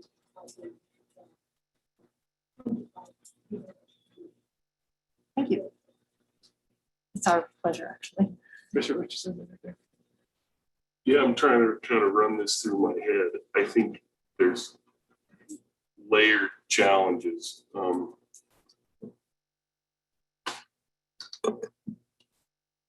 So I don't really know how to deal with them. It seems like, so sometimes in grants that we write or approve, we forget an administration fee or a certain piece. And I'm going to guess that some of these grants probably would pay for some water, but it would have to be written into them, right? And maybe nobody's ever thought of that. So that could be something to be dealt with going forward, but right now you have what you have, right? The grant pays for whatever's described in how it's written and nothing more. So I guess going forward, when these grants come up for renewal, if they do, I don't know if they're one time or ongoing, but that could be something that could be looked into. I'm sure that there are some irrigation repairs that need to happen, and if the irrigation lines aren't blown out properly, then they freeze in the winter, and you have to fix them every year, or maybe some trouble spots, and that's an operations thing. But I kind of have an idea of what might be going on there, right? I guess the partnership between Feeding Laramie Valley and the fairgrounds is more between Feeding Laramie Valley and UW Extension. With the exception of the real estate, I don't know how much fair programming or, can fit with that, but I know it definitely fits with the extension. And I think that that's a good relationship. I've never heard anybody say anything, negative about it. So to me, when I think about it, I do think that it would be okay for Feeding Laramie Valley to pay for some portion of the water that gets used there, maybe including a portion of the base rate. The problem is that it's not written into any of their grants, and there's not an accurate way to measure it. until somebody goes and sorts out which lines feed what.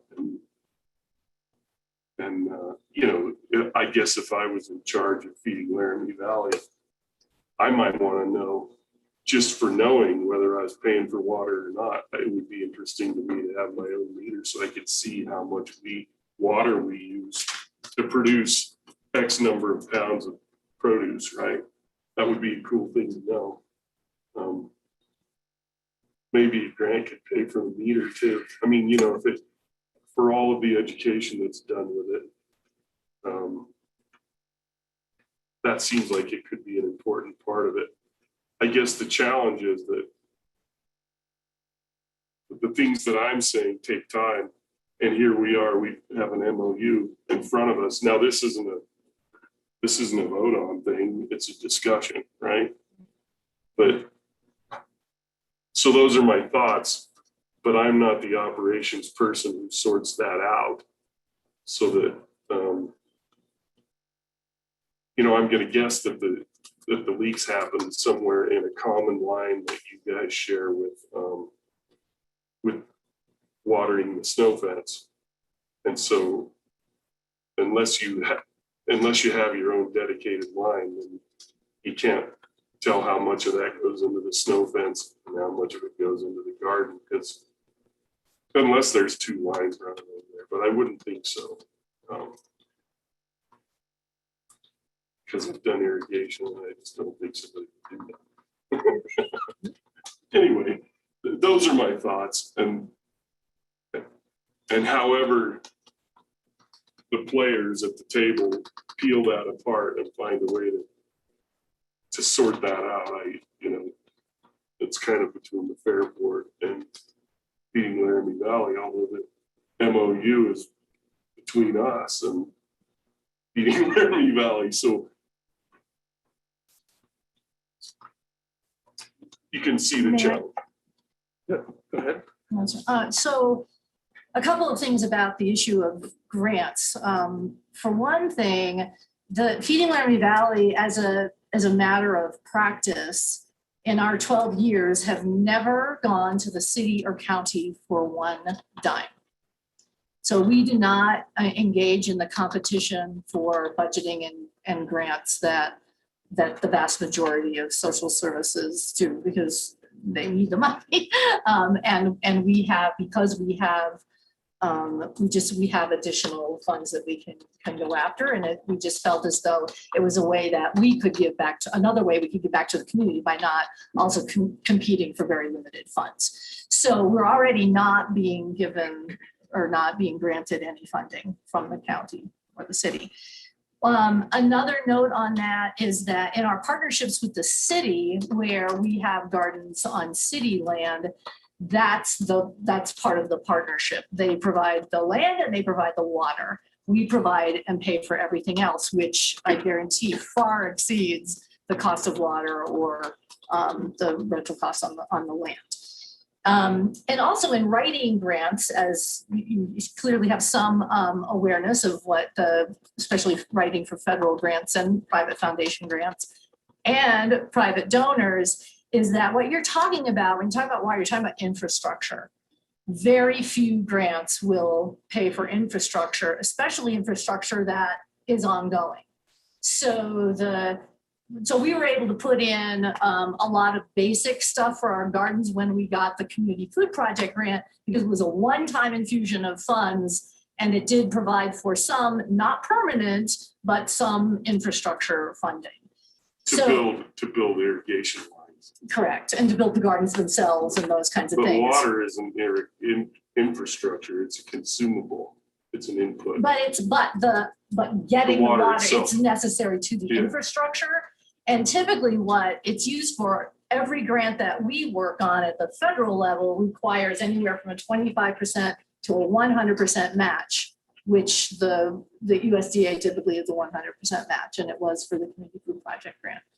And so things like our partnerships with the city and the county, those, because we don't get grants from you, we don't get those things, and people's volunteer time, those are all the things that we use in order to match. So we say, yeah, we're providing the water, we're providing the electricity, we're providing the building, we're providing volunteers, we're providing. So you're leveraging the in-kind gift. So while you don't receive cash from the city or the county, Exactly. there is well, it's interesting because grants are very specific. So how do you describe the value of the leveraged land and water if you don't have a way to measure that?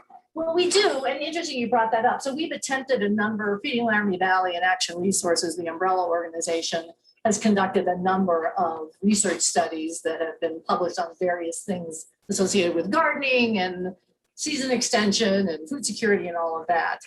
The hardest thing to measure is water. So we've done it with like having people time how long they're watering their garden or how long they have it on and off. And so it varies from garden to garden and person to person, soil to soil, and those kinds of things. Yeah, humidity and temperature. Yeah, and then the person who left the spigot on. Right. And those kinds of things. So it's very, very challenging. The closest we've come is that for an average yard, say maybe the size of this part of the room, in town with city water costs people about $300 for the season to water their garden.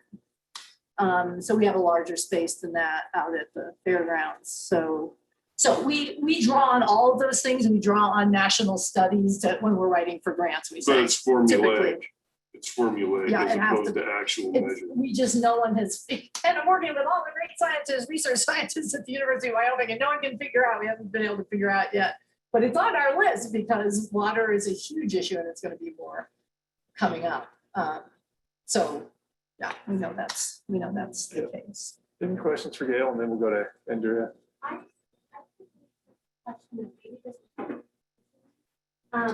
Maybe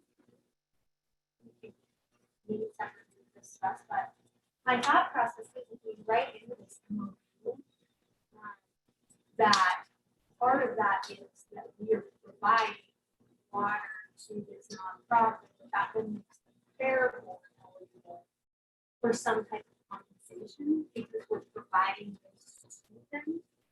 Because I are huge fans of what $1 does. One of my thought is I just want to illustrate the way that we can ask for funding because quite frankly, the city water rates are really out there.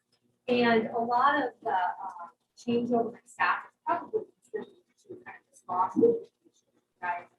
So if we can reestablish that, I think we have to have a liaison that specifically meetings and concerns.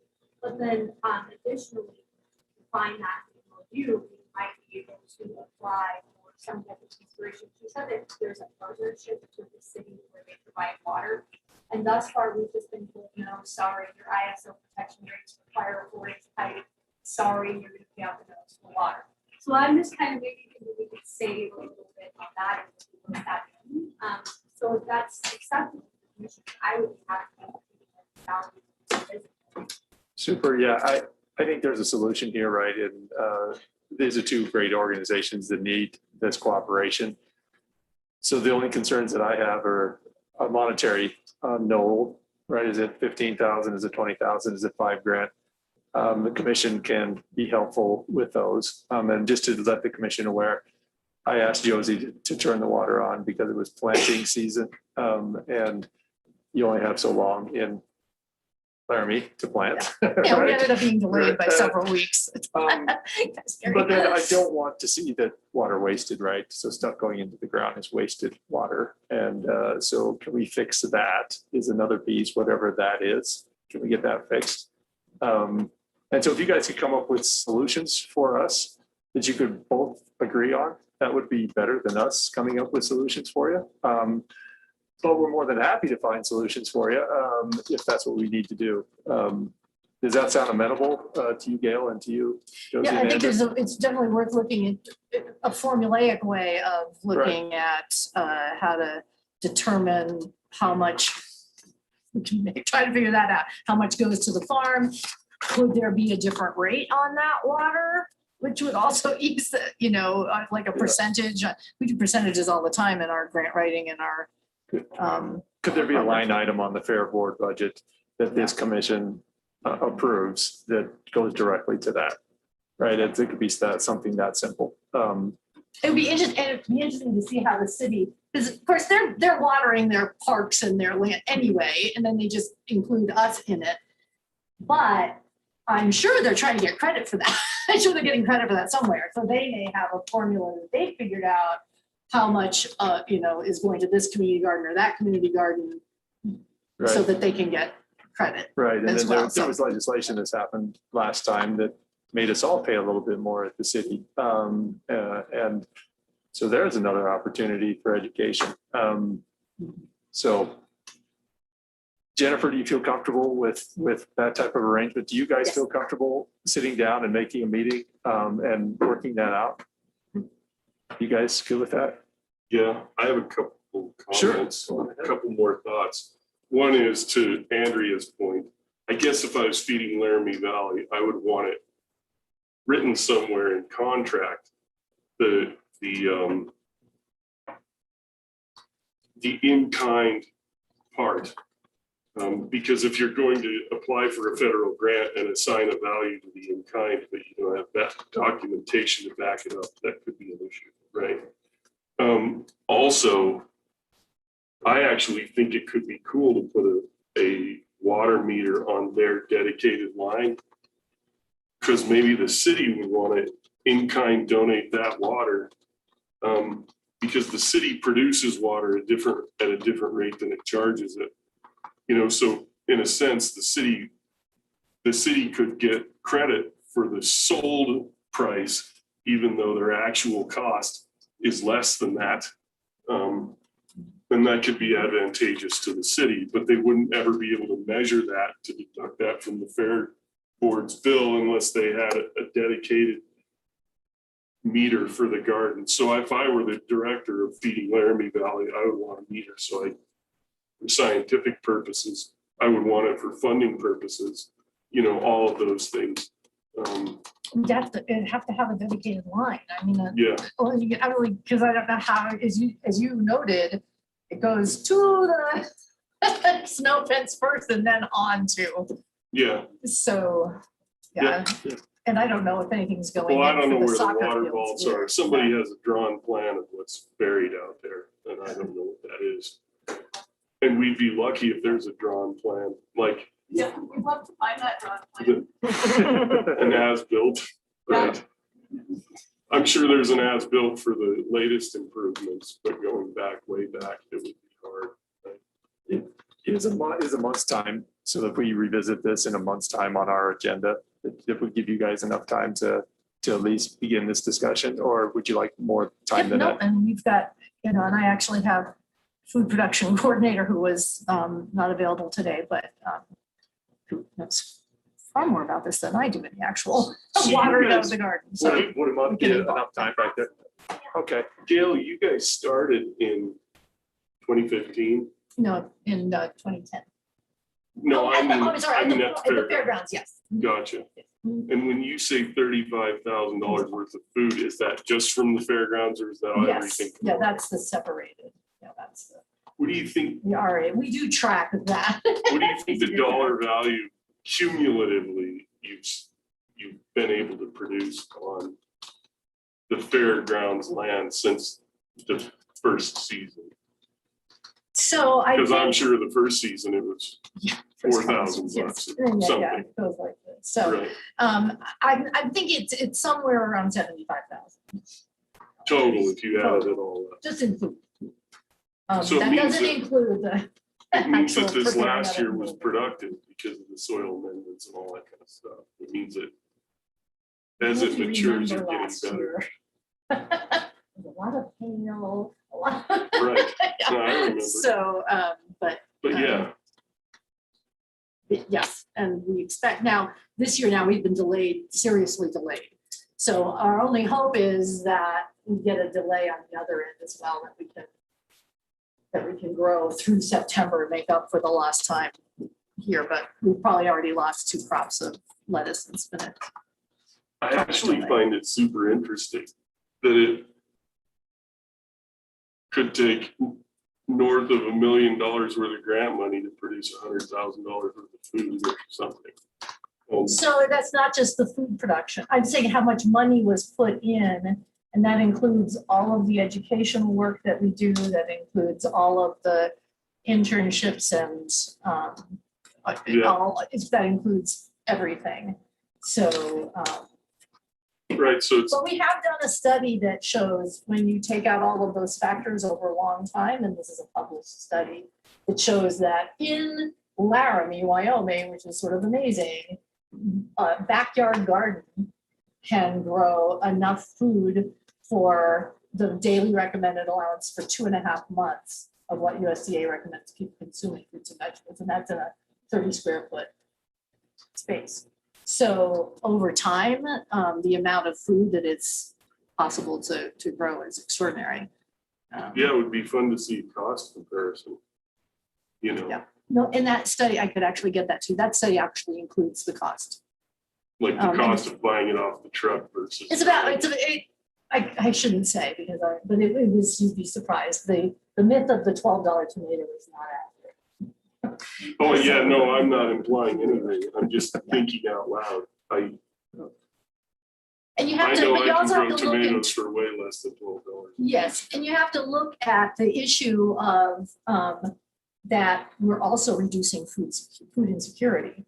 So when Feeding Laramie Valley started in 2010, for the next 8 years, Albany County had the highest rate of food insecurity in the state of Wyoming. That was our claim to fame. 2 years ago, that dropped to, I think we're like 9th or 10th, but it dropped by multiple percentage points. So we believe, so it's also, it's the aggregate of all of the things that we do, reaching the people who are food insecure, increasing healthy foods, helping people learn how to grow their own food, and on and on and on, that, and it has had a profound impact. And that's where the partnership with the UW Extension and Sensible Nutrition, those things can fit well Yeah, together. we're providing more to them than we're receiving from them. I mean, that sounds terrible, but I mean, mostly we're providing educational services to the work that they do. So we're adding on to what Sensible Nutrition offers. But our partnerships with scientists at University of Wyoming and all of our national partnerships all contribute to getting this to happen. In fact, we're now in the middle of getting ready to finally launch an Albany County Food Hub. So all of and our vision for the farm, in addition to continue to grow more food and learning all about the challenges of, soil amendments and all of that, and some larger crops that are now starting to go in, that our vision for it is that will remain a central educational garden for the community as we move on to a larger scale food hub and large scale crop production. But that's, our investment is all about that, and to continue to have that be part of that. When you guys get close to an arrangement, would you loop Jennifer in?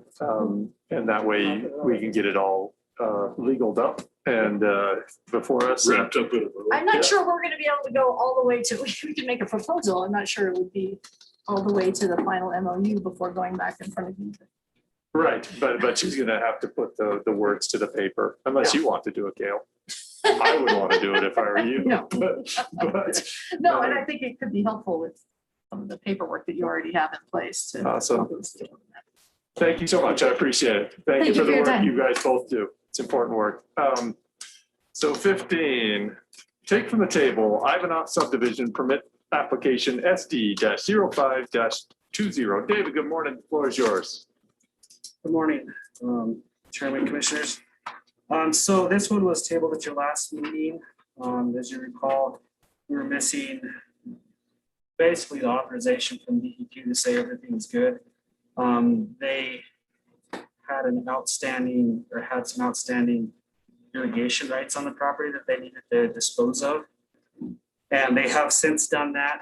I did call and talk with the gentleman at DEQ, and I got an email from him saying that that everything is good, that the water rights are taken care of. And we're not gonna get any notification. So according to DEQ, that their report's fine. It would be a non-adverse recommendation at this point. I know the applicant also reached out to them and got the same information. So with that, if you are willing to take it off the table, you can do that and then make a decision. So, Commissioners? Need a decision to take it off the table, leave it on the table. I don't remember. Let's see, I made the motion to table. Did I? I'm pretty sure. You're saying the complete review was done? yeah, the response I received from DEQ was that the only thing they were waiting for was the irrigation to be taken care of.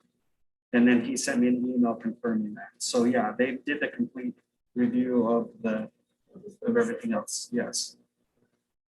Do I remember that they asked DEQ unnecessarily? They asked a question that didn't need to be asked, and so that's how it got held up. Yes, they did a study for the property because if we have a subdivision of 3 lots or less, it's not in a other already platted subdivision. They're not required to do a DEQ report. But they did it anyway, as though they were a larger Correct. subdivision, even though the regs don't require it. Correct. Well, I mean, and so that part they didn't need to do, but when the irrigation rights came up, that's something that we do need to review, even with the small subdivision. So Gotcha. that's why it needed to be taken care of. So, But that wouldn't have come up if they hadn't asked the DEQ. right. And that land is dry as a bone. Right, I don't know where the irrigation rights are There's no from. live water on it. I mean, there's I think down like Soldier Springs area, there's water rights from a reservoir that doesn't even exist down there for some properties down there. So, Right. which is kind of interesting. So I don't know where these ones come from, but they don't have any. So there's not water there that I know of. No, there's no water. Live surface water. Right. Mr. Chairman, I move that we take from the table the Ivanhoe subdivision permit application SD 0520. Been moved and seconded. Any further discussion? Hearing and seeing none, all those in favor signify by saying aye. Aye. Aye. Aye, all those opposed, same sign. Motion carries. Item 16 is, excuse me, bouncing in between here electronically. Present for reconsideration, Ivanhoe subdivision permit application SD-05-20. David, you're still up. So yeah, I gave the staff report at the last meeting. If you have any additional questions about the subdivision, I'd be happy to answer those. Commissioners, any questions?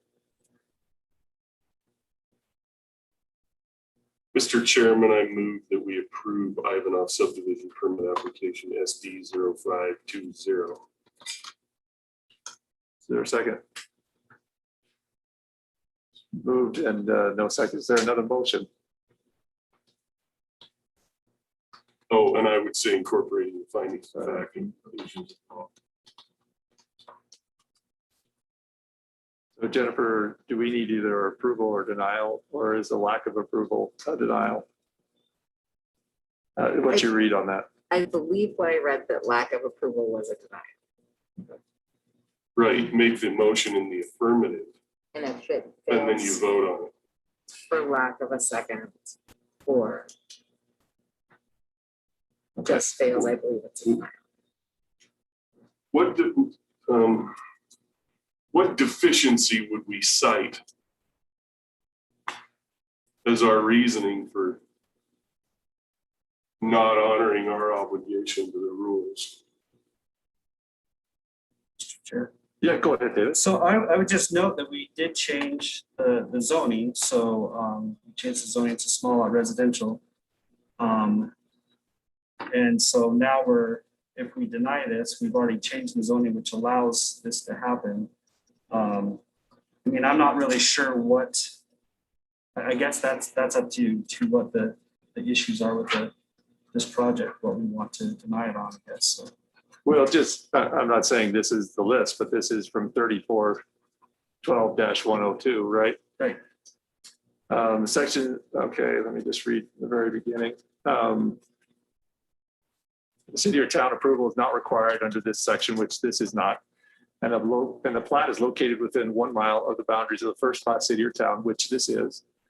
The Board of County Commissioners, upon receipt of a plat application, shall solicit comments from the governing body. And I guess I'll just read it through. Of the city or town relating to impacts to the city or town's infrastructure or other development plans resulting from the proposed plat and development. The board shall consider the city or town's comments that are received by the board at least 20 business days prior to the scheduled final consideration of the plat proposal and shall respond in writing to the city or town about any items of disagreement. To the extent practical, the Board of County Commissioners shall ensure that a plat application meets the following. 1, 2, Roman numeral 1 is consistent with any applicable city and county land use or comprehensive plan.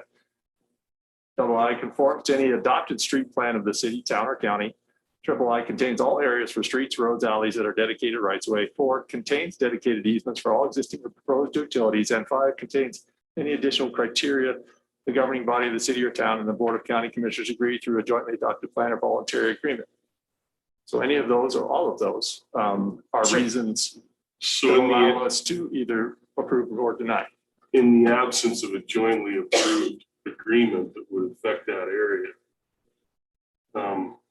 sometimes the city writes comments that aren't confined to the things described in that law. And it's kind of a trick because we only have to, legally, those are the things that we have to consider that the city would give input on. Otherwise, we're being subjective, or we're giving the city kind of a regulatory ability in that space that they don't actually have. So, and we don't have, so I guess the point is that list is about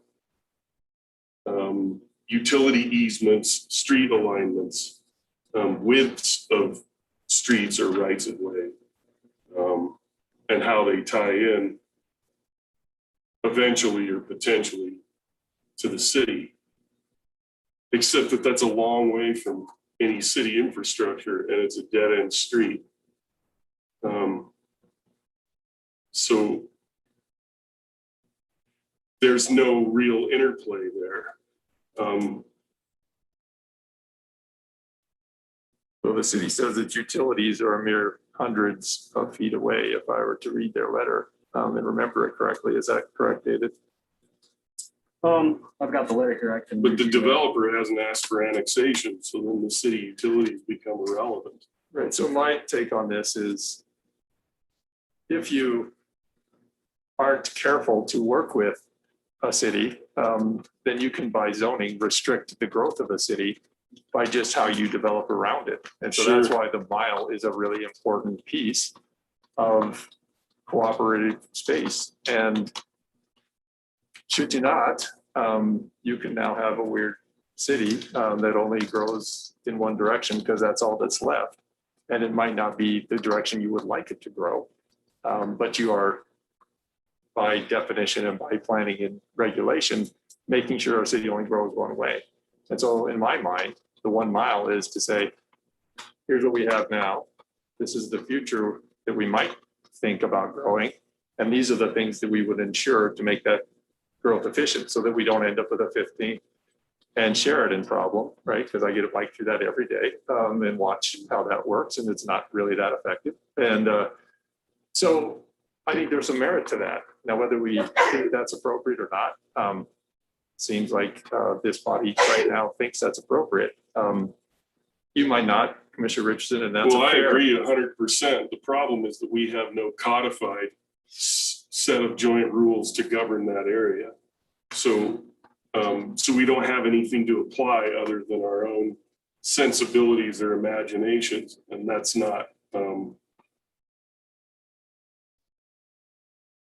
And that's not legal, right? We have to codify it before we can apply. Now, our sensibilities and imaginations can go into what we codify into the agreement with the city, but we can't imagine it and execute it before it exists. So under the regulations, the applicant is entitled to the regulations as they apply. And because something doesn't exist, means we can't apply it until it exists. Two things, Jennifer, just to be clear. Just because we approve a zoning change doesn't obligate or automatically say that you have to approve the subdivision. You're correct in that it's not an automatic obligation. What the statute and the zoning rules say is that if it's in our current zoning resolution, they need to follow those guidelines for subdivisions, for everything else. And then you guys have to make a decision as to whether it meets our current guidelines or if it doesn't. And if it doesn't meet our current zoning resolution, then we need to respond to the applicant and let them know why it's failed. Because that's our obligation under that section. I think it's 18.5205.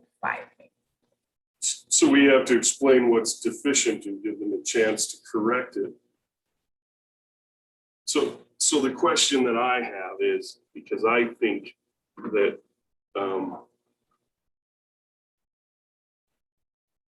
I like rules and I like them codified, because then it's not development according to Heber, right? Or whatever my sensibilities are, or whatever. So I think that the rules, that the zoning resolution is a contract between landowners and the commission. So, and I don't think it's appropriate for us to say to a landowner or legal that you have to follow the regulations, but we don't. We can say, okay, you followed all the regulations, but we still don't want to allow you to exercise your property right. And it's well established legally that all property rights inherently belong to the owner of a piece of property in America. And the only limitations are the ones that are described in regulation. So we can't project something unless we could defend it in court, unless it's part of our regulations.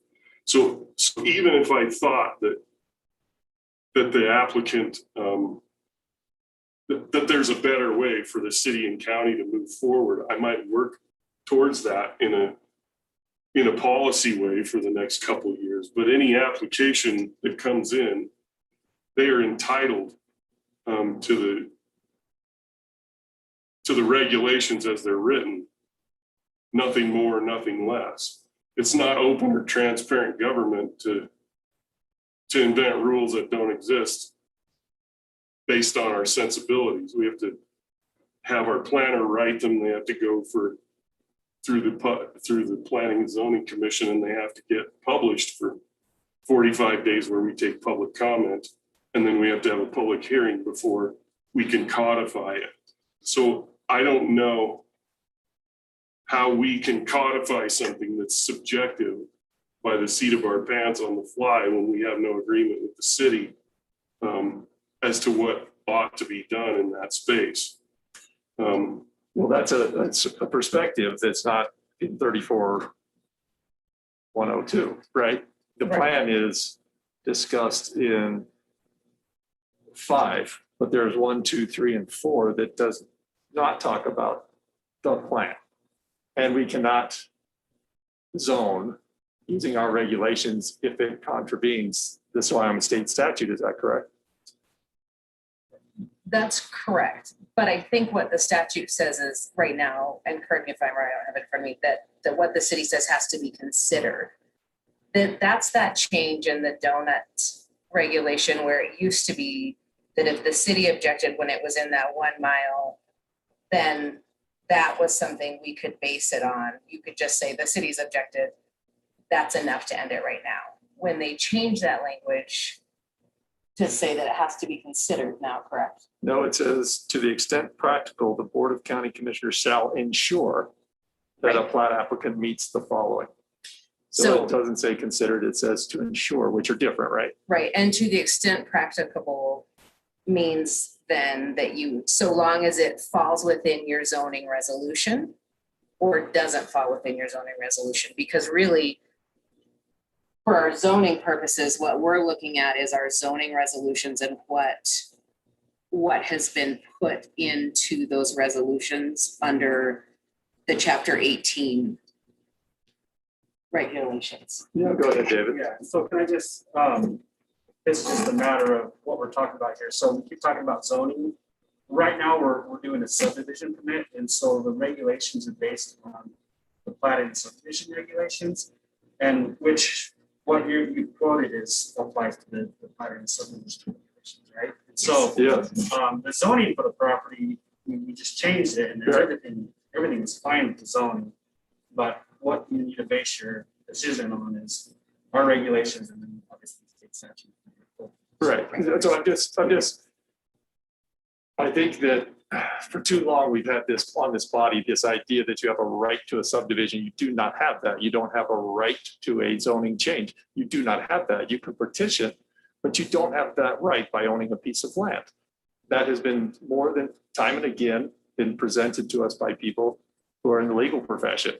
And so I think, Mr. Richardson, you just have to let that go, because you have the right to your land, but you don't have a right to a subdivision, because it has to come before us and the county and the planning and zoning, because you don't have that right. So we have our zoning regulations, and David affirms that they're in there. And then we have state statute. And so to the extent practicable, I might think that there's some just subjectivity in there that is outside of our zoning regulations. I mean, quite honestly, it says to ensure is consistent with the applicable city and county land use or comprehensive plan. The city might have a different take on what we would have a take on. And can we ensure that? That's not managing by fiat. That's reading the statute and applying it. Well, what did the city's comments say? Last time we did, the subdivision was, I believe there's a tie there between other, the eviction and allows for the And I think the tie, the case law and the way that that's changing in the zoning part of that is going to remove that tie. Because the case law and the now codified that starts July 1 regulations say you can't base denial of a zoning change on a comprehensive plan. If you want to incorporate the pieces of the comprehensive plan into your zoning resolutions, you can do that, but it has to be in your resolution. So what we need to do then is go through the comprehensive plan and put the things that are not in the zoning resolutions that you would like to be in the zoning resolutions into those resolutions. But that again is separate than the subdivision part. It is already in case law. It's just codified with this change in statute. Commissioner Richardson, go ahead, please. A landowner doesn't have a right to a subdivision until they've complied with all of our limitations that we've imposed through the zoning resolution. But once they've satisfied our requirements, they are entitled to the subdivision. And state statute. Because the state statute covers subdivisions, and that's what I'm reading from. Yes, okay, absolutely. I think you're reading more in there, taking liberties that don't exist. Well, that's your perspective. I might have a different perspective. In fact, I do. So, any other motions? Right, that motion died. Yep. That motion is dead. Is not a denial. It's not a denial. You'd have to second the motion and then vote against it because there's no second. It can be brought back. Right. Yeah, David, go ahead. You actually have to second it and kill it if you want to kill it. So, Mr. Chairman, and maybe this is a question for Jennifer. So if you didn't get a second, the motion died. So you're saying you're not approving it. But maybe there would have to be another motion to define why you're denying it. Right. Is that right. Right. I agree with you. Right. Yeah. So we need another motion on the floor.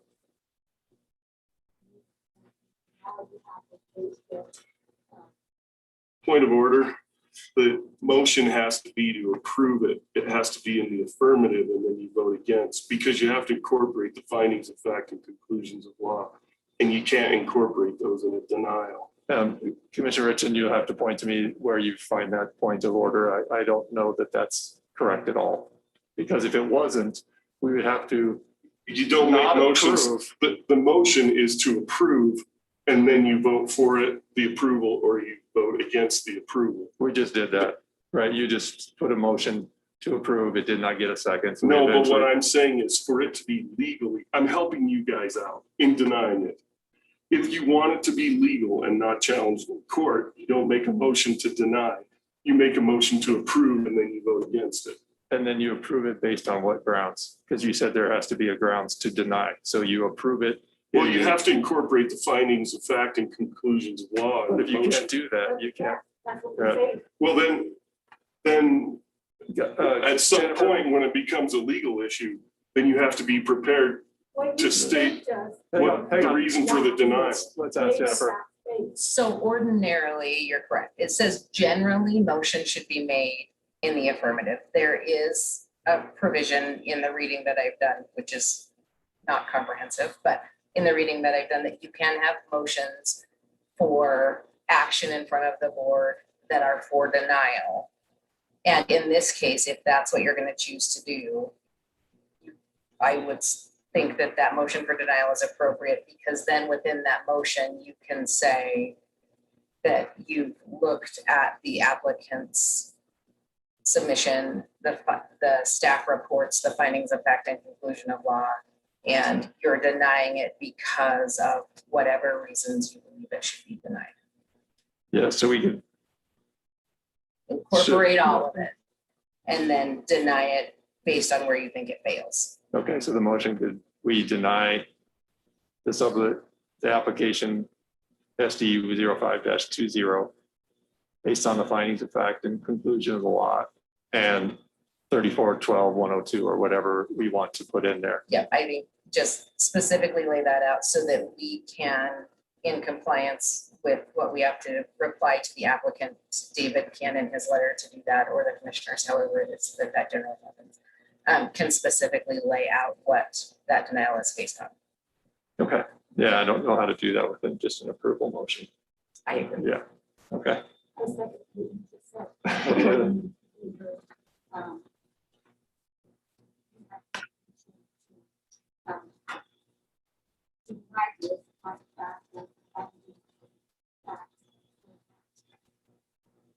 For the Wyoming state statute that you want. Yeah, so that is, let's get the statute in front of me. I believe it's 34-12-102. I'll get to it.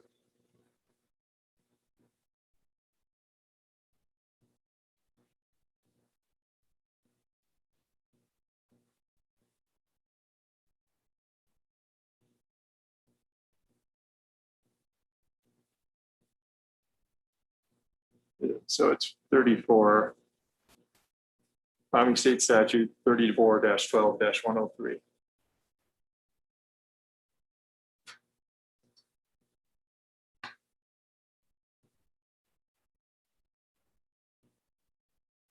Would you make that motion? Then, agree that we do not allow for the application based on lack of facts.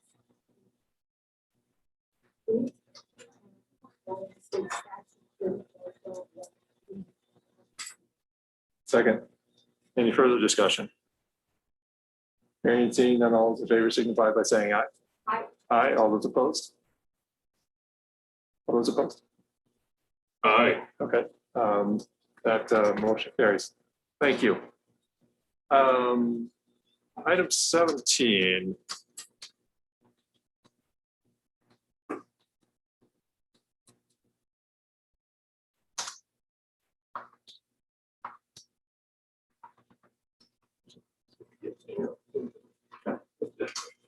going back and forth. Oh, sorry. Sorry, I didn't pass it on. I thought I could do it. Sorry. Oh, yeah, I have one. I grabbed one off the podium. Item 17. Present for approval, a request to republish the request for proposals for drug testing services for participants of the Albany County Court Supervised Treatment Programs and to direct the clerk to advertise. Rebecca. Good morning, Good Commissioners. morning. So this is the RFP request to republish for drug testing for the court supervised treatment programs. We did have a submission in the first round, but it was submitted late and incorrectly. We are very hopeful that we can get a correct application this time. Awesome. Commissioners, any questions? And how long would this be?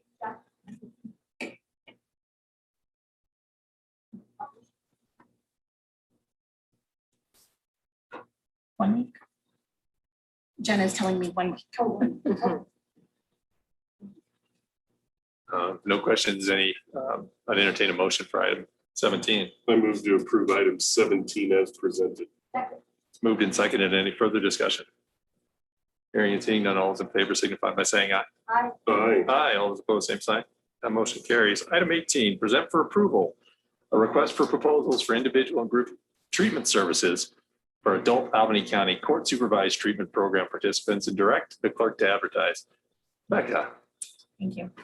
This one is really important. We did not receive any applications during the first round, and without individual and group treatment, we don't have a program. So we really do need to republish it. We have an interested party out of Cheyenne. They provide the current drug treatment program for the Cheyenne drug courts, and they are able to extend here in Laramie. Rebecca, sometimes we have an issue with people knowing our openings and stuff. Have you guys gone out and sent this out to people who do this work in the community so that they know? They might just not know. I believe so, sir. I wasn't actually in Right. this role when the first one was rolled out. Jen, do you know the answer to that? When the first one came out, I know Amy had reached out to the bigger providers in town and also some of the smaller providers to say, hey, we're going to be doing this. If you're interested, we'll get you copies. Here are all those things. And we didn't get any response on the adults. Well, and on the adult side, because of what Amy had done reaching out prior to doing that, the request to hire in-house. That's why Amy made the request to hire in-house. And then there haven't been any applicants for that. And so it actually is now having to look to that provider out of Cheyenne who's willing to come over here and provide those services to be able to do it in the time frame that we are now stuck with, so that we are not without treatment services as of July 1. Thank you. I appreciate that. Commissioners, a motion for item 18. Second. Moved and seconded. Any further discussion? Hearing and seeing none, all those in favor signify by saying aye. Aye. Aye, all those opposed, same sign. That motion carries. Item 19, present for approval.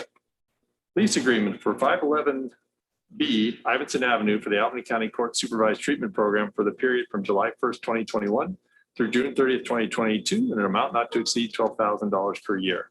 Rebecca. Thank you. And this is along with the group and individual treatment. We need a location in which to provide that. We have a very short turnaround time, and the provider in Cheyenne does not have a location to provide those services. So it's imperative that we provide one. Commissioners, any questions? Mr. Chairman, I move that we approve item 19 as presented. Moved and seconded. Any further discussion? Hearing and seeing none, all those in favor signify by saying aye. Aye. Aye, all those opposed, same sign. That motion carries. Thank you. Thanks, Rebecca. Appreciate it. Item 20, present for approval, request for proposals for the Albany County Detention Center medical contract for inmate medical services and direct the clerk to advertise. Lieutenant Beeston. Good morning. Thanks for being here. Certainly. The sheriff requested that I come before you and request permission to put that out for proposal for the detention matter. Jennifer, could you help us a little bit? Thank you. Thank you, Lieutenant Beeston. So just a few minutes ago, I got a copy of from Laramie County for what they've been working on. I haven't had a chance to look at it yet. But if it's okay with you, we can, subject to legal review, get it out and get it published. And I will get that done, if not this afternoon, first thing tomorrow. And I believe time is of the essence, right? This weather. I believe so. The current contract with Stitches ends on the 30th. And when I had talked to Sheriff before, he was looking at maybe having to extend that for a month, but I'm not certain what his time frame is now. So But we, sorry. the RFP isn't written yet? Is that the point, or it is? It is, but Sheriff Applehand's worked with Laramie County, I believe, because they had done jail medical specific RFPs previously. And so he got a copy of what they had used before, and I just got that this morning. Gotcha, so it's a rough draft that has to be. It's fairly complete. I just need to look through it and make sure it has everything in it from the county liability standpoint that we. Gotcha. What is the duration, Jennifer? What would be the duration of the contract? We've usually done them in the past on a 2-year basis, just so we don't have to, especially when we put them out for RFP, so we don't have to come back again every year with an RFP. Thank you, Jennifer. Thank you, Lieutenant Beeson. I'd entertain a motion for 20.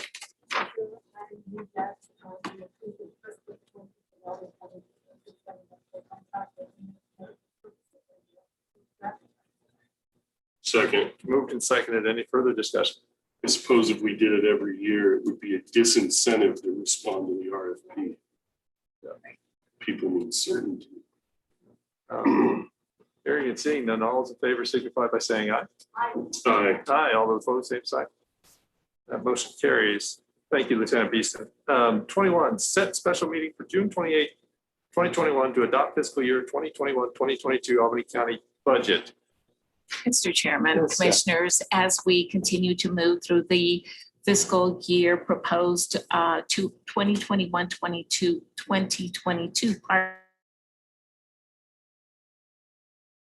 respectfully request a special meeting for Monday, June 28th at 9:30 a.m.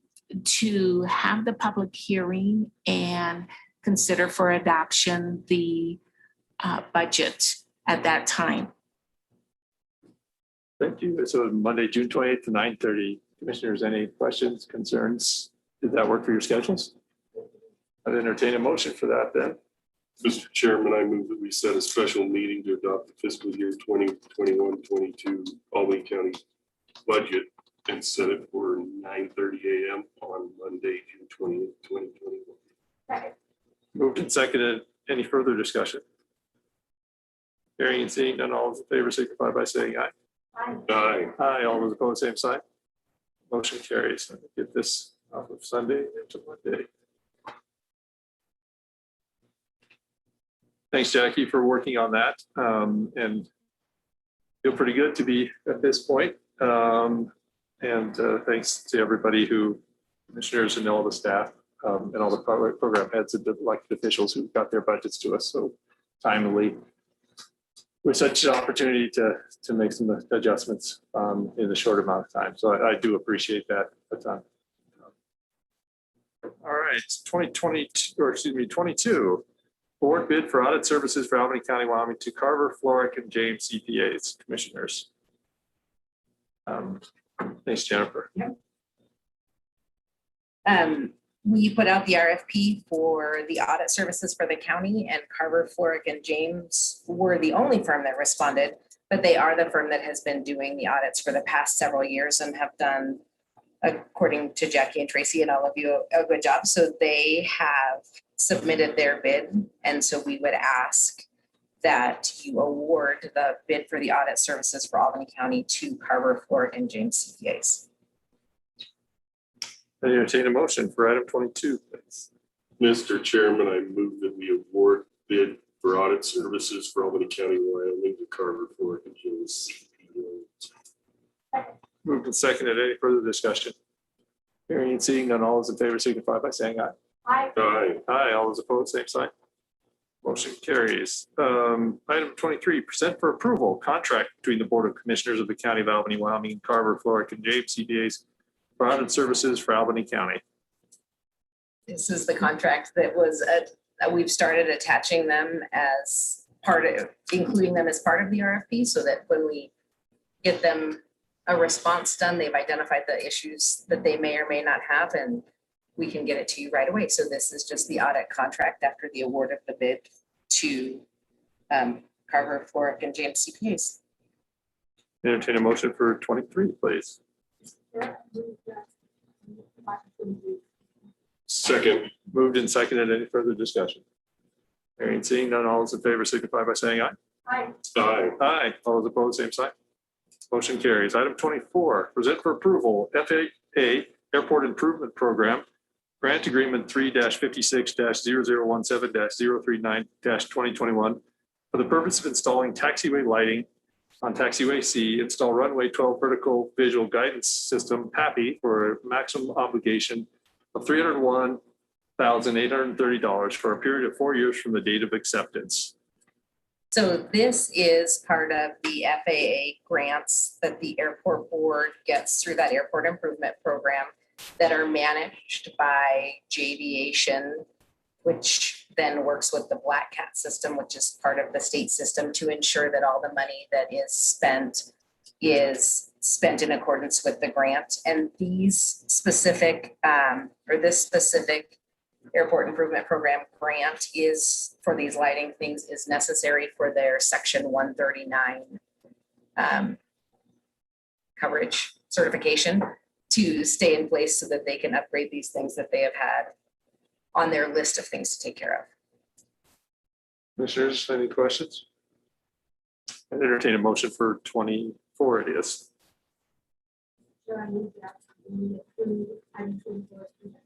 Second. Moved and seconded. Any further discussion? Hearing and seeing none, all those in favor signify by saying aye. Aye. Aye. Aye, all those opposed, same sign. Motion carries. Item 25, present for approval, resolution 2021-022, resolution suspending the July 2021 regular meeting of the Board of County Commissioners of Albany County, Wyoming, and setting a special meeting.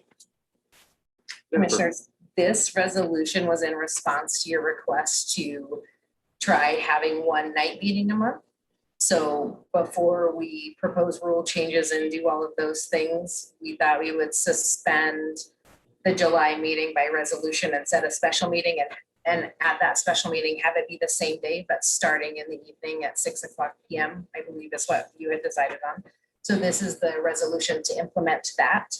So you can gauge public response and all of those things. And then if necessary, we can do it again in August and go out for rule changes at the same time. Is there just a normal process to do for something like this? We know you guys may not have done this in the past, but through resolution. So if it was something that came up in an emergency kind of a way, I don't necessarily know that we would have to. But because your meeting times are set within your policies and procedures manual that has gone out to the public and is published, we thought the best way to ensure that we have notice and everybody has ample notice was to do it through resolution now. So it's part of the record. And then since we're changing what's going on in your rules on a temporary basis. Yep. And Jennifer, correct me if I'm wrong, when commission was first seated in January, we could have changed it at that time, and then we wouldn't have to do this resolution, or would we have? We would have to go out for rule changes, Okay. which I have about complete. I'll bring them to you at your first meeting in July so that we can do a comprehensive set of rule changes based on the work sessions that we had earlier this spring about the things in the rules that you wanted to change. So this is also in there. So we can write it in as a change and then we can pull it back out if we need to. But Thank you. you're welcome. I entertain a motion for item 25. Chair, I move that we approve resolution 2021-02, resolution suspending July 2021 regular meeting of the Board of County Commissioners and the official meeting. Second. Do we need to put in time on the special meeting right then? Will that take care of it? We can, it would be July 20th, same day at 6:00 PM. Would you like to add that to the? Add that to my motion. Second agrees. Okay, it's been moved and seconded. Any further discussion? Hearing and seeing none, all those in favor signify by saying aye. Aye. Aye. Aye, all those opposed, same sign. That motion carries. Item 25A is resolution 2021-022, I think, or 23. 2-3. 23, and it's about budget movement for long technologies to the SPET, the 2010 SPET, is that correct? That is 2018 spec, I believe. And what that is the May 25th of this year, there was an approved voucher for $3,268 to Long that was paid out of the general fund. And we just need to move that because it was for something, a generator or something in the detention center, a compressor in the detention center. So that needs to be moved to be paid out of SPET funds, just internal accounting procedures within the county. And so Jackie and Tracy asked that this resolution come before you to acknowledge that the county intends to reimburse the general fund from the 2018 SPET funds for that $3,268 that was paid to Long on May 25th of this year. Yep, so the resolution is 2021-023. I'd entertain a motion. Mr. Chairman, I move that we approve resolution 2021-023, a resolution to reimburse the county general fund from the 2018 specific purpose tax for the payment of to Long Building Technologies. Second. Movement. It was almost to say the amount even. but Yeah, that's right. I decided not to. And seconded. Any further discussion? Hearing and seeing none, all those in favor signify by saying aye. Aye. Aye. Aye, all those opposed, same sign. Motion carries. Item 26, set special meeting on the rail tie wind project application. I have one suggestion for you to consider, and that is, my concern is that the public hearing has already closed. We had that 45 to 60 day window, so the public hearing part is closed, but the written comment portion is still open. So rather than setting a special meeting to have an in-person discussion with rail tie, I would suggest that maybe set a work session to come up with a list of written questions that you have to submit to rail tie. We could submit those to rail tie and Connect Gen as part of the public record. When their responses come back, that would also be part of the public record. We can make sure that they're published separately for anybody who has concerns about what their responses may be.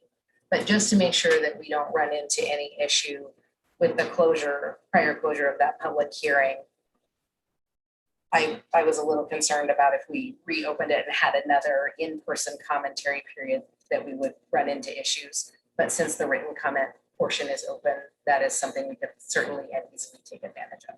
And just to let the commissioners know, I put this on here so that if you had questions that were needed to be directed to rail tie and you wanted to get some answers, to find a way that we could do that, knowing that we have to have that conversation, whether written or in person, in the public. And if you don't, I have a list of questions. I don't know if you guys do or not, but work session is an interesting thing. Is there a way to just have a public meeting where we don't take public comments, where we just have it between the commission and Next Gen or Connect Gen, excuse me? Or you feel like a work session with the written comments is, I'm a little concerned that getting the written comments out to people in a timely fashion, their responses might not. I totally agree. I think that is an issue. Connect Gen, after our public hearing, is aware that there may be additional comments coming. I have been in touch with their legal counsel, which is O'Kelly Pearson out of Cheyenne. And her concern was also reopening it to have in-person dialogue, whether we were going to run into issues. And David may have more thought there as well. If you'd rather not do a work session, we could do that. everyone emails questions to me individually like we did before, I could put them together in a general document and send them out. And as they're anticipating some type of information coming from us that they know they need to respond to. So my guess is we could email that out. We would get responses as quickly as possible that we could then put up on the planning and zoning website as part of the project, in addition to including it in public comments that go with every meeting, but we could get it on planning and zoning's website even earlier. David, please. Yeah, I would just second that. That's what I was gonna say is, you got all of your, because you're corresponding with the applicant, I think, you know, if we got that in timely manner, just post it on the website and let people know that it's there. Now, I don't know, Jen, answer the question about, you know, taking public comments. I think you have to take public comments, but you can limit it to non-agenda related items. So if somebody gets up and wants to talk about rail tie, you just have to say, I'm sorry, we're not talking about rail tie. We've already had that, but I don't know what you're Gotcha, talking because about. if it's a regular meeting, Yeah. part of a regular meeting is public comment. Right, and that happens pretty frequently in meetings that I go to, that like, you know, a lot of the city meetings or whatever, they have non-related, you know, agenda item comments, so. Yeah. Yeah, and I'm just thinking about it, information dissemination, and I agree that that's a great way. But I'm wondering if just reading the comments in a public forum, so reading the question and the answer, so that people can hear it over this format or in person, I don't know if that's helpful or not. Oh, I just want to get the information out as I far and think if wide. you, as soon as you get responses, written responses, you certainly could read those if you want, whatever portion of them that you think is appropriate. What I don't want to get into is a situation where we have to read all of it into the record. We could reference and say, you know, we have put this out, these questions out, ConnectGen has responded, they're posted on the website. If you need a copy of the responses, you could get it from the clerk's office if you're not able to get it from a website. Yeah. So therefore, we should prefer, because, you know, any three of us, any two of us could have the same question, prefer that we do send you a question to give to the chat. I think for the purposes of making sure what we are presenting to the public is as coherent and concise as possible, I think if we could do all of the questions in one email or one document so that there's just one post that we're putting up. Does that make sense? So you could submit them to me. You could, David could do it as well. You could submit them to David, whichever your preference is, to accumulate. Sorry, I just made. I'm volunteering David to help with more work. He did that. I know, he's like, Jennifer. stop. But I mean, I'm happy to compile questions, send them back out for you guys to look at individually before I send it out to make sure there's no other questions that you have, and then we can send it off to ConnectGen to answer. And we've got a time frame if you want to Sooner rather than later. Right. Yeah, so what are we, July 16th, I think, or 17th is the day we have to have a decision. One of those days, it's 45 days from June 1st. Yeah. So whatever day that is, however you count it. I don't know if you count it starting the second or if you count the first as a day.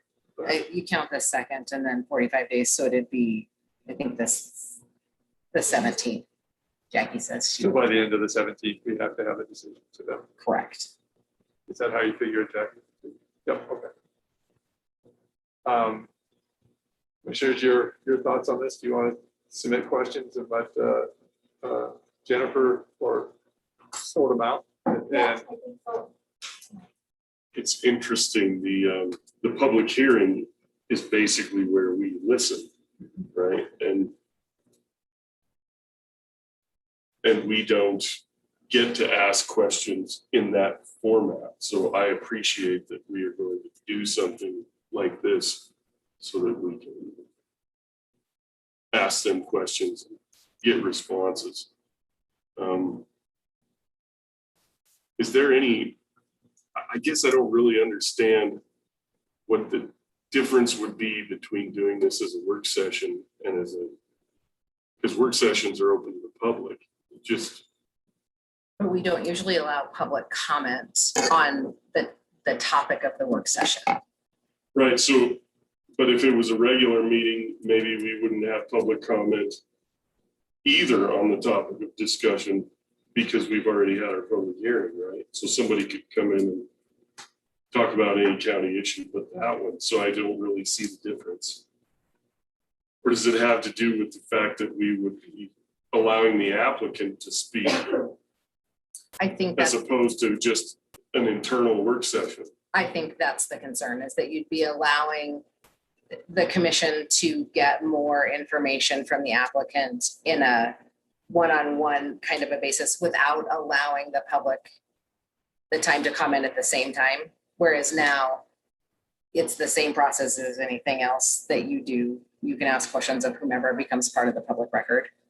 And also when you have your agenda items where you have your motions and things on the floor and you have discussion, it is part of the regular process that you've asked applicants questions during that part of when you bring it up for your final decision. So it's not that you are excluded from asking those questions on the day of the meeting that you're going to make a final decision as you're considering that, if there are final things you want to ask. I think it's just more that there were bigger concerns about that you felt there were some of the commissioners had felt that there were questions that had not yet been answered so that they would like answers to prior to making that final decision. So we were just trying to do that in the way that is least likely to cause uproar among both sides and concern among both sides that there would be, and for the county, that there would be some liability that we had, reopened a public hearing period that had closed by statute and all of those concerns. So my thought is we could get the questions, send them to Connect Gen. When they replied, we could just read the questions on a commission meeting that we sent and say, if you would like this, the responses supplied by Connect Gen, because they might be 5 pages long on any one question. Talk to the clerk, it's on the website, David's website, planning and zoning, on the commissioner's website, whatever, we put them and say that you can reference those answers there. Yeah, and I just have maybe a question. So I think we treat the applicant different than the public. So the public portion of public hearing, that's for the public. Asking questions to the applicant, I think that's part of the process, and that's separate from the public hearing. Right. Yep. Understood. Are you saying that we can, because as elected officials who are going to make the decision, if we're in a quorum, it has to be public, but we could ask all those questions individually, because that's how you gather information, right? So it would be nice if the public could see all of that information gathering or the documentation of it. But we could ask those questions independently of the applicant without it being on the public record, I think. I think the issue you run into there is then you have information that the rest of the commissioners may not have when you're making your decision. You're right. Which is what we're trying to avoid doing. And we want to ensure that whatever information is provided to you as a commission is provided to all of you as a commission. And to the public. And to the public, correct. That is the challenge. It is. Jackie, you look like you have a thought. I just want to make my correction that the 45th day ends on the 16th of July, not the 17th. I apologize. I started on the 3rd and not the 2nd. So That's it quite was all right. July 16th. So we have till midnight of the 16th, 11:59. Yes. Because midnight would be the 7th. Right. Okay. Commissioners, would you like, I guess there's a couple of questions we'll tease out here. You want to submit the questions to Jennifer and have her submit them to Connect Gen is the first piece. Yeah. Okay. Do you want a timeline for when those questions need to be to them? Because of course they might involve them to come up with some detailed answers. And then when they send them back, you everybody might need time to read them and think through. So are you thinking next Monday is the 21st, a week from today is the 25th? What is a reasonable amount of time, do you think? Can you get them done by the weekend or over the weekend? Yeah, it's no trouble for me. Okay, so we'll submit them by Friday, whatever day that is, 18th. And then we'll read the questions at a public commission meeting and try to direct people to where the answers might lie, in the interest of time and expediency, so that Jackie doesn't have to recite them 17 times. Does that seem a reasonable approach to you guys?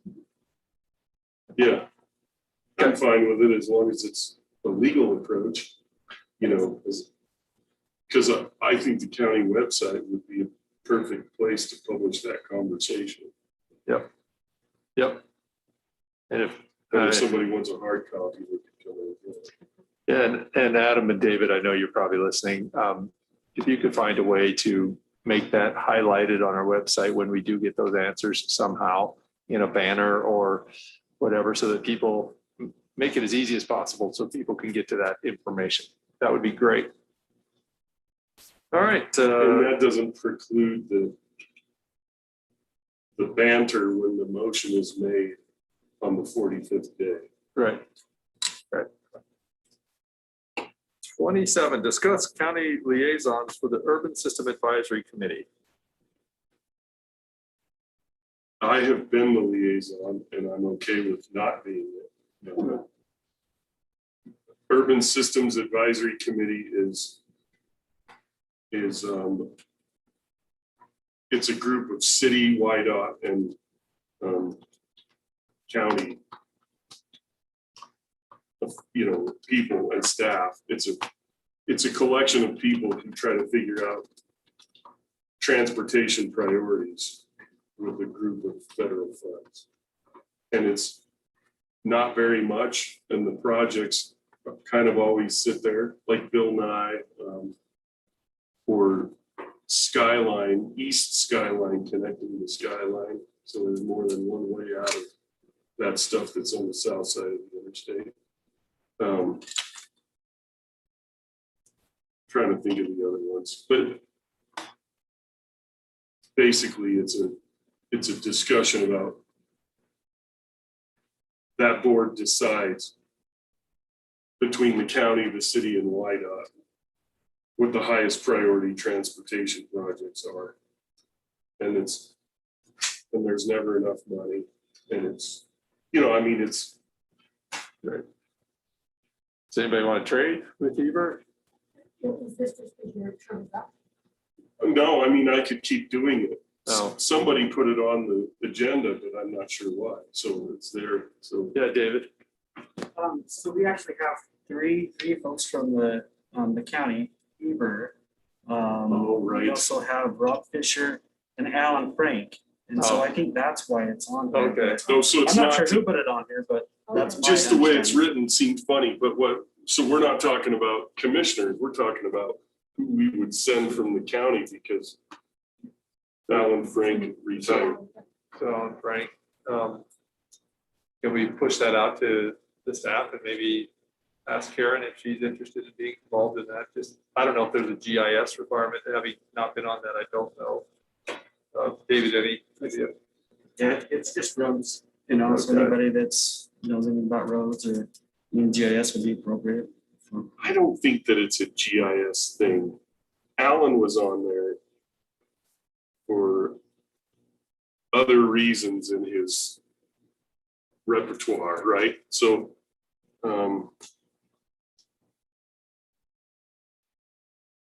I don't know, actually the sheriff could be a good person to have on there. Yeah, or someone from that office, his designee. That actually could be a really great thing because law enforcement is always dealing with traffic accidents, bottlenecks, transportation issues. That's a perspective that could belong on there. Like when I think about our whole organization,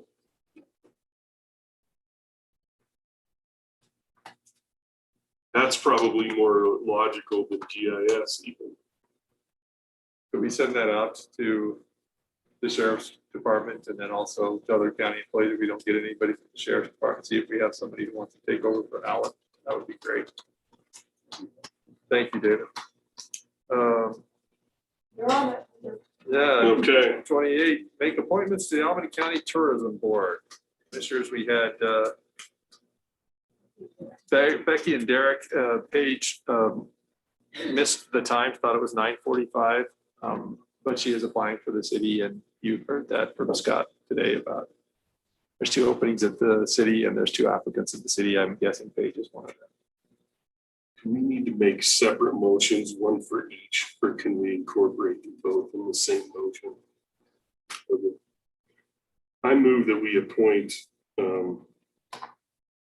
Derek Jones and Rebecca Maddox to the Albany County Tourism Board. It's been moved and seconded. Any further discussion? Hearing and seeing none, all those in favor signify by saying aye. Aye. Aye. All those opposed, same sign. That motion carries. 29, make appointment to the Albany County Predator Management Control District.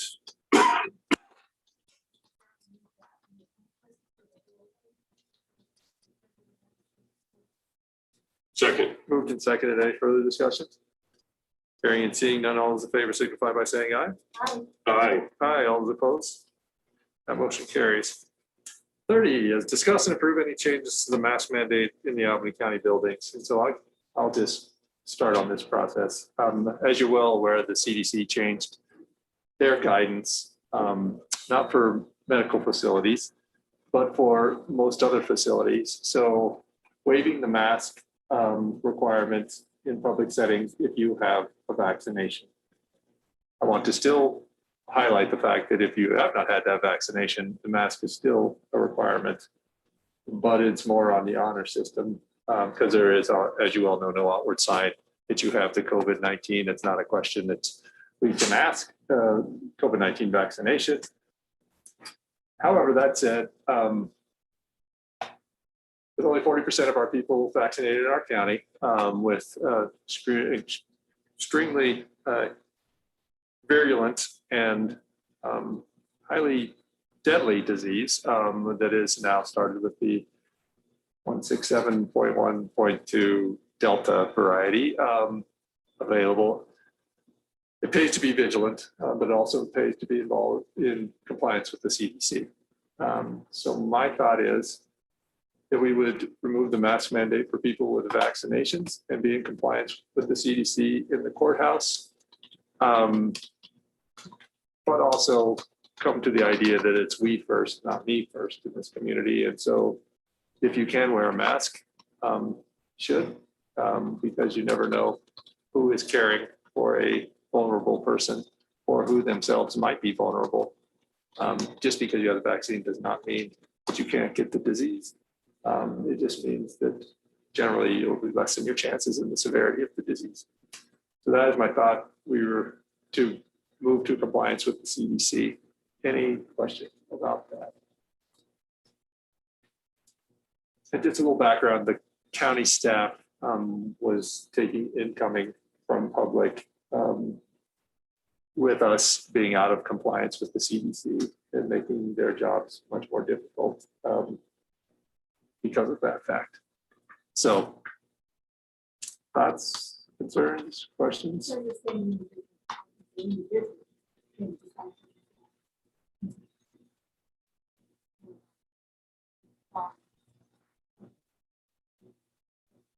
It's no longer required for vaccinated people in the courthouse.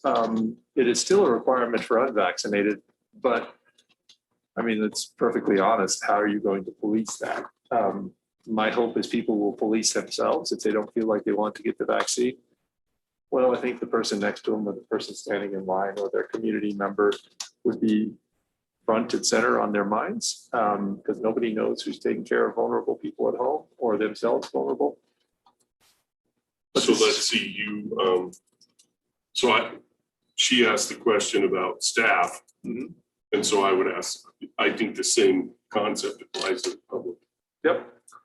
So it would be appropriate if we're going to remove the mask mandate, that we put signs on the doors that say you are not required to wear a mask and if you've been vaccinated or something to that effect. Yep.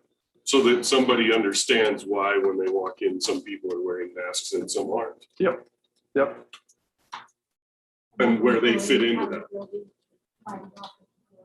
Yep. The CDC, I wish they would have had metrics associated with their ruling. They did not. Right. So we're left in that nether world. At the clinic I work at, we still have masks. The CDC has not changed that at all. Even if you're vaccinated, anytime you're in a public space or dealing with the public, you're still in a mask. Unless you're amongst yourselves where you all know you're vaccinated. We have that opportunity to know that about our staff. Everywhere else, we don't have that ability. And the rules are different for healthcare entities than everybody else. So just to be in compliance with the rules as the CDC recommends.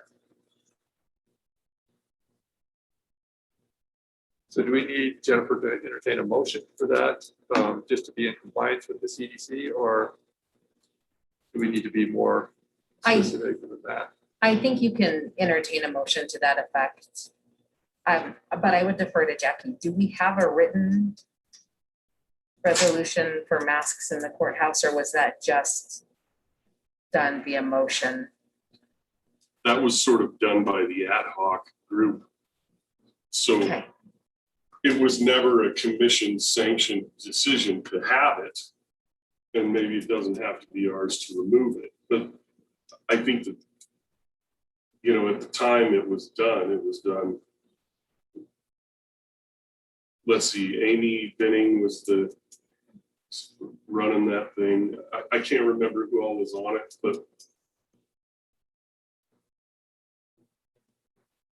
Yeah.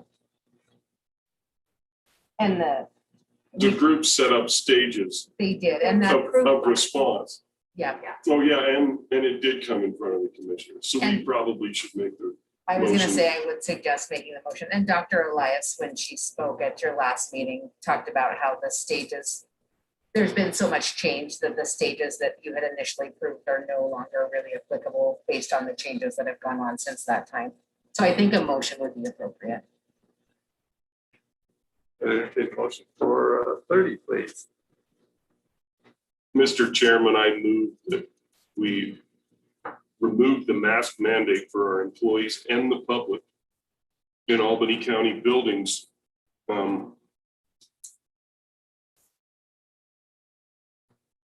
With the exception of those who are not vaccinated, and post signs to that effect. Moved and seconded. Any further discussion? Hearing and seeing none, all those in favor signify by saying aye. Aye. Aye. Aye, all those opposed, same sign. Motion carries. It is disappointing to me, I got to tell you, knowing that more than half of our people have not the vaccination and having real repercussions from this disease. But the good news is we're working on it as a community to try to spread the word to businesses that want to get vaccinations, faith leaders, maybe different places, rodeos, events. And so maybe we can get that vaccination rate up. We have two big events coming at the end of summer, the students returning and the first football game, if not Jubilee days. And I'm worried and I'm concerned, but as a community, we'll get past Teton County, right? We should not be second to Teton County in anything. And so we get 60% vaccination. Assessed valuation. Assessed valuation. Can't do anything about that. So thank you guys. I appreciate it. Mr. Chairman, Yes. It would be interesting to know what happens at the hospital. I mean, you can't talk about individual cases because that's a HIPAA violation, but in the aggregate, it would be interesting to know sort of what the caseload is and what the outcomes are in the aggregate. Is there any way we could do that? Well, I can Or is anecdotally that tell you. published anywhere? I don't know if it's published anywhere, but as of a couple weeks ago, the ICU at the hospital was as full as it had ever been through any part of the COVID-19 in Laramie. And of course, those 3 people died. As a result, it has gone down since then. But the one thing that I think leadership at the hospital says is the people now getting sick and dying are not vaccinated, and that goes around the country. In high 90% of the people that are sick and dying are people that did not receive the COVID-19 vaccine generally. Not generally, really. So in the high 90%. So I guess it waxes and wanes, but there is some idea that summer will be a lull and that fall will be a different set of events, should we not get vaccinations. All right, 31, update the commissioners on the aquifer regulations. David, are you prepared to do that or? Sure. Okay. So I guess, let's see, we had our work session, right? We went through that and I made some changes according to that. Since then, myself and Commissioner Rivera met. She provided some additional changes, most of which were just kind of some moving things around. And so I think we're at a point where I also combined those and I sent them to Jennifer to look over. So I think we're at a point where I just need to get them cleaned up and bring them back to you guys. And then we can go through those changes and then you guys do what you do and figure out what you like, what you don't. And then we can go from there. So that's pretty much where we're at. Yeah, some of that moving around is just to clean it up as far as adding pesticides, different places, different things like that. We put it all in one logical place, and then in the sequence that you're talking about at the time, just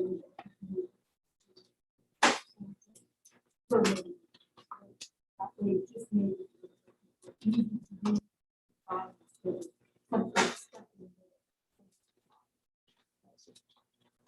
Thank you, David, for the update.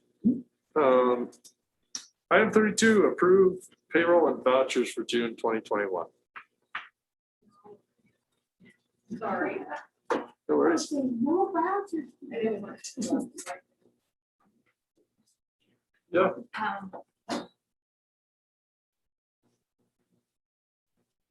Because this is the end of the fiscal year, I know that Amanda is in receipt of an abundance of vouchers.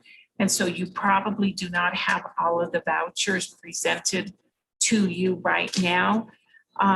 It would be my request that as she completes the remainder of the vouchers and prepares the payroll-related vouchers, that a commissioner can come in and sign those additional vouchers in order to accommodate the large surplus of the last run in this fiscal year. Can the 28th be a place that we could bring the voucher, would a bulk of those vouchers be able to be signed on the 28th? Do you think? We probably have to pay them. We probably have deadlines.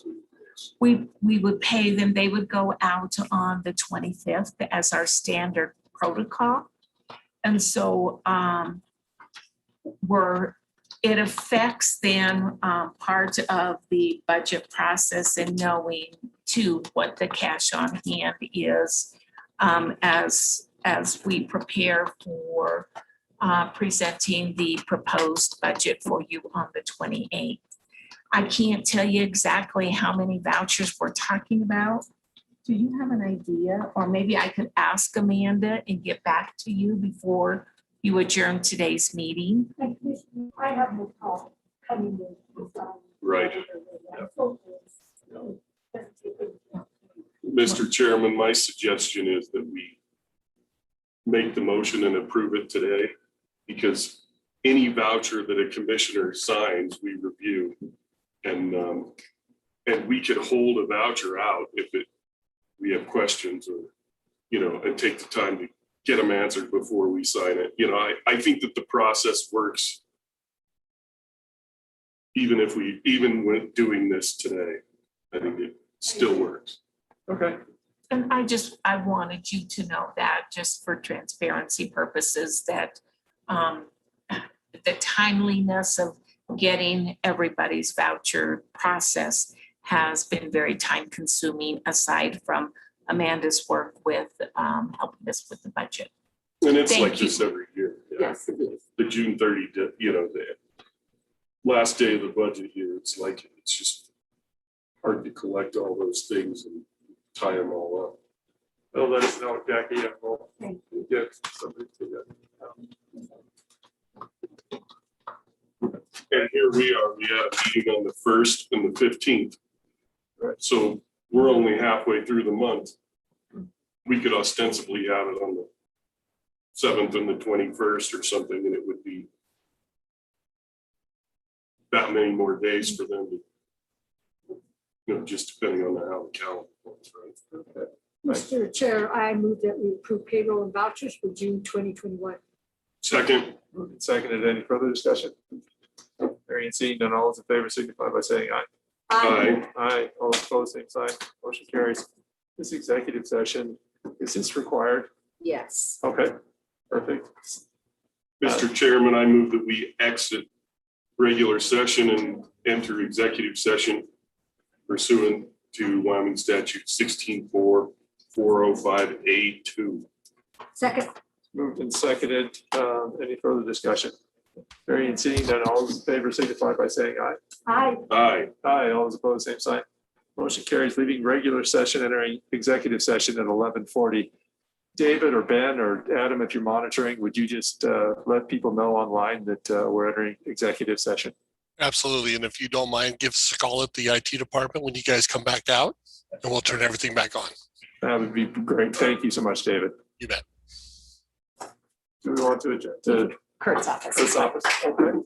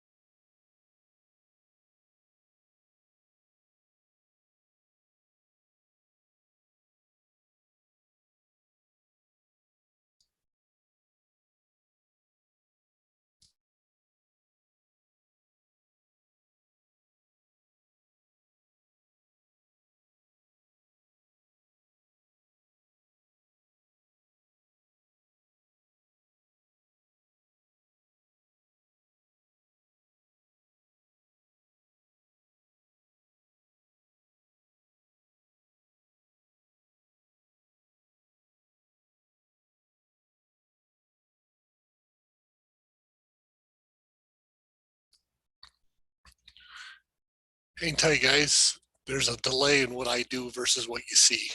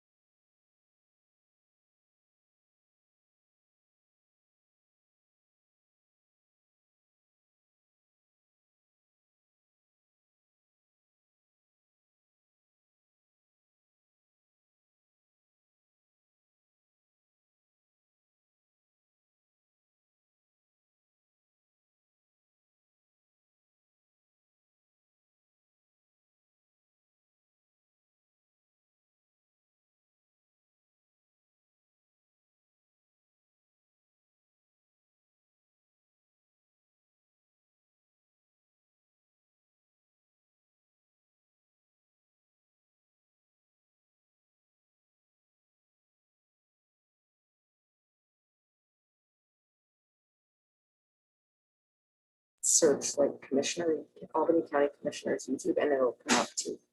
Does YouTube it? Ready, David? Well, welcome back, everybody. Thank you for hanging with us. And commissioners, I'd entertain, we're on item 35, entertain a motion to return to regular session and leave executive session. I so move. Second. Moved and seconded. Any further discussion? Hearing and seeing none, all those in favor signify by saying aye. Aye. Aye. That passes. We'll leave executive session, return to regular session at 12:57. 36, action if needed regarding the executive session. There's none that's required. And then before we adjourn, Christina, looks like you have something, and then Roy, that would be great to hear from you, please. Mr. Chairman, I'm sorry. I meant to catch you guys at public comment and did not make it as I was in a meeting with the attorney. But I wanted to talk a little bit about the heat in the courthouse and some of the employees' concerns coming forward and some of the issues that we have. We've had some employees that have reported extreme headaches, nausea, and just overall not feeling well by the end of the day. For example, my office reached 85 degrees yesterday at 2 o'clock. And so I wanted to possibly ask the commission's approval to maybe have some flexible work schedules until the chiller gets fixed. Meaning, you know, if Tracy wanted to kind of rotate her staff, so she's still staffed to do the functions, but half work one day, half work the next, or some take the morning and some take the afternoon, to help kind of relieve some of that in the courthouse. I think that would be appreciated. Anybody that could work from home or at least go somewhere where they can open windows and get some airflow, maybe that's a possibility. But it's becoming an issue for the staff. It is so hot and they're not feeling well. I think we're doing the best that we can. Roy has these little mini air conditioners that go in the office. We have fans on, but there is no other airflow in here, and it's reaching well into the 80s by midday. And so I wanted to bring that forward to your for your consideration. I can tell you that Circuit Court, Jennifer Beeston has been sending her employees home already. She's their state office, but sending them home already, allowing them to work from home and then coming back in when they have court hearings. So I'd like for you guys to maybe consider some other options for employees to the best of our ability. And then I know Roy wanted to report on the chiller progress and where we're at with that. But in a nutshell, that's what I'm hearing. And it is extremely hot. So. Yeah. I echo what Christina said. I see in offices first thing in the morning at 6 and 7 o'clock when I come in, and they're already 80 degrees in their offices. The only way to cool it down is to get some airflow in here. We can only do that for a while because pretty soon you're taking hot air and pushing it into the building. You know, we've had the doors open, but that's all we can do. I have the roof vent and the 4th floor open. That courtroom is getting really, really hot. They have a jury trial next week in district courtroom, and it's good in district courtroom, but their deliberation room is on the 4th floor next to the circuit court admin. That's getting hot. That whole 4th floor is it's really hard. So I got a little bad news on the chiller as well. The guy showed up yesterday, and they I said, "Oh, good, you guys are here," you know. And they go, "Well, we're just getting the lay of the land so that when we get here, when it gets here, we'll be able to go right to it." And they'll do a little bit of work. And I thought, well, that's great. But the chiller's still in transit somewhere between here and Mexico. It's shipped out on the 6th. We don't know when we're going to get it. But after we get it, even after we get it, no matter what they've done out here, it's still going to take another 2 weeks to get it fully operational. And I hate to be the bearer of bad news all the time to everybody, but that's what we're looking at. And I think Bill Gorman said today, it could be the middle of July. And that was not what I wanted to hear, but it could be the middle of July. And I'll take any suggestions. If you guys can think of anything, either that I could use to cool this building down, I don't know what else to do. We don't have no windows that open.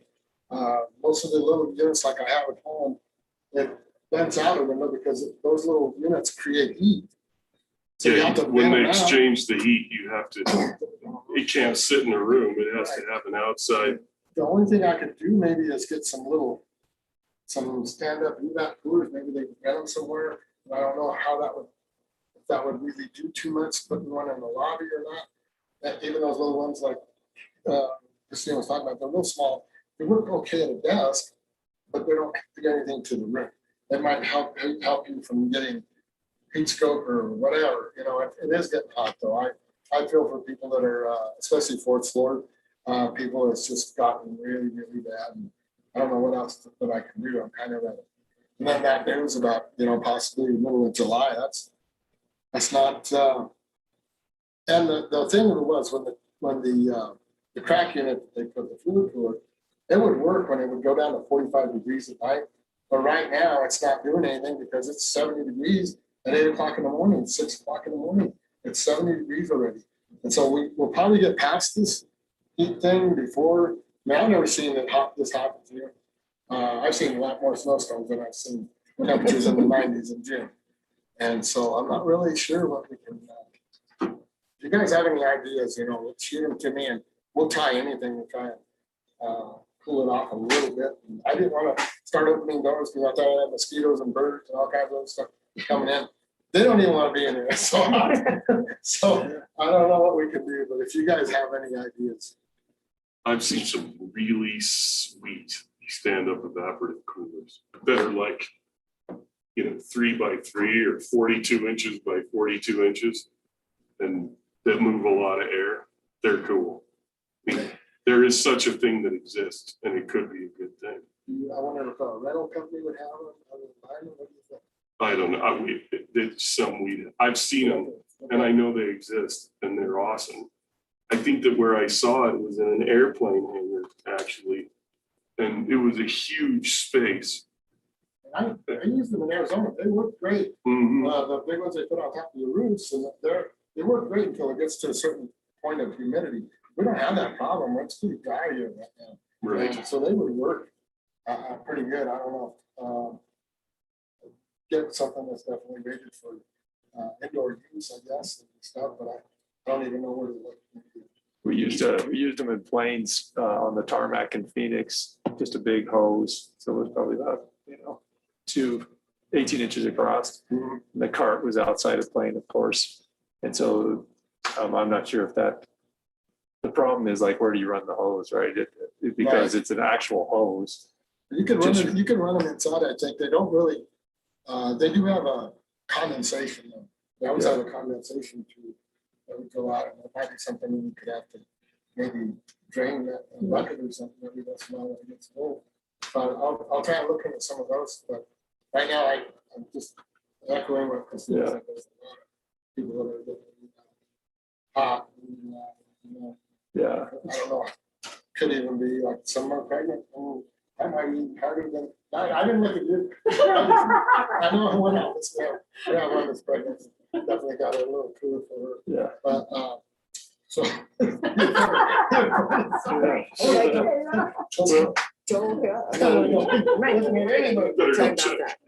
Right. So commissioners, do you have an issue with changing or allowing people to adjust their schedules to work with the cool Not and at the heat of the day? I kind of always thought that was available to everybody anyway, but I'm not sure if it was or it wasn't. Yeah, I think that from our perspective, since we manage department heads, we would be giving permission to our employees, but I think that the elected officials already have that option, because they're elected officials. They get to decide how they're going to staff their offices and how they're going to use their people. So from my perspective, I think the direction would only be for our own employees that aren't working in another elected official's office. Yeah. Well, I think it's also that even though the elected officials do what they want, they still try to follow what the county does as a whole. And so I think hearing from the commission, even as an elected official, that it's okay and it's permissible for them to, split their staff or whatever they choose to do is still of value coming from the commission. So sure. Yeah, Roy, maybe I'm not sure what if there are carts available over at Cheyenne at the airport that they're not using, or if the Air National Guard had something along those lines that they could be hauled over. A plane's not the size of this building, but we might think about one night when it does get cool, just to cool this building down as best we can, shut the doors and see where we got at 3 o'clock in the afternoon or something. Yeah, I'll do more checking on that and see what we get. We also have a problem with, the way the whole floor is. Right. The building, you can put one in the lobby. And you might be opening the door, maybe just one of those fans to blow it in. And it's about as good as you can get, because it's hard to get all the rest of the building. It won't go in if there's no relief, if there's no outlet. Yeah. There's no real, if it had a window on the other end. Right. Then you can get that going. I've been kind of do everything I can, even opening the roof yet. I got to start closing them down after a while because it's just letting more heat in. Yeah. So, okay. Yep. I'll do as much research on them as I can. See if we can get some. We just need a couple $100,000 to put that geothermal loop in, and then you heat and cool down to 50%. Right. June snowstorms, what we need. I have seen that in action. Yep. I've seen the houses, they're cool. I don't know, Roy and I could head up down Mexico way, see if we can find that. I can speak Spanish, so I'm not going across that border though.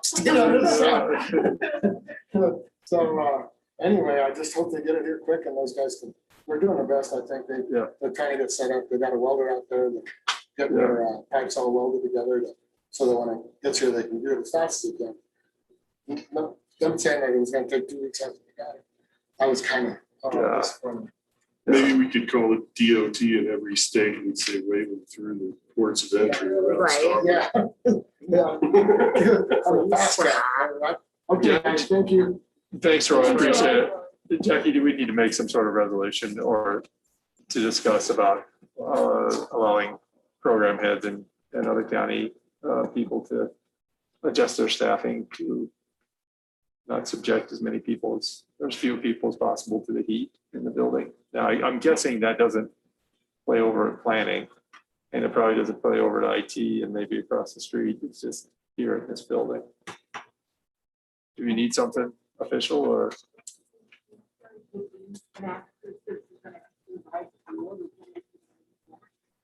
I think you can either do it by resolution, or you could direct that the clerk sends a letter to all the department heads and elected officials in the courthouse that says whatever you would like to say, that the commissioners have authorized flexible work schedules for courthouse employees at department head and elected official discretion to deal with the heat as best as possible. Whatever you need. Thank you, Jennifer. You're ready. Mr. Chairman, I move that we direct the chair to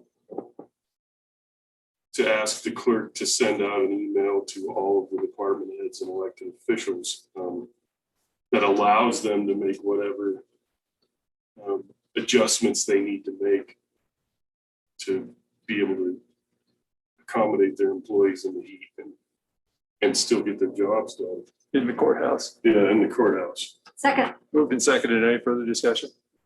Hearing and seeing none, all those in favor signify by saying aye. Aye. Aye. Aye. All those opposed, same sign. That motion carries. Seeing no business before the Board of County Commissioners on June 15th, I move to adjourn. And then if we could get back for the budget meeting at 2 p.m., would that work with everybody's schedule? Super. Thank you all, and we'll see you for the budget at 2 p.m. And thanks for joining us.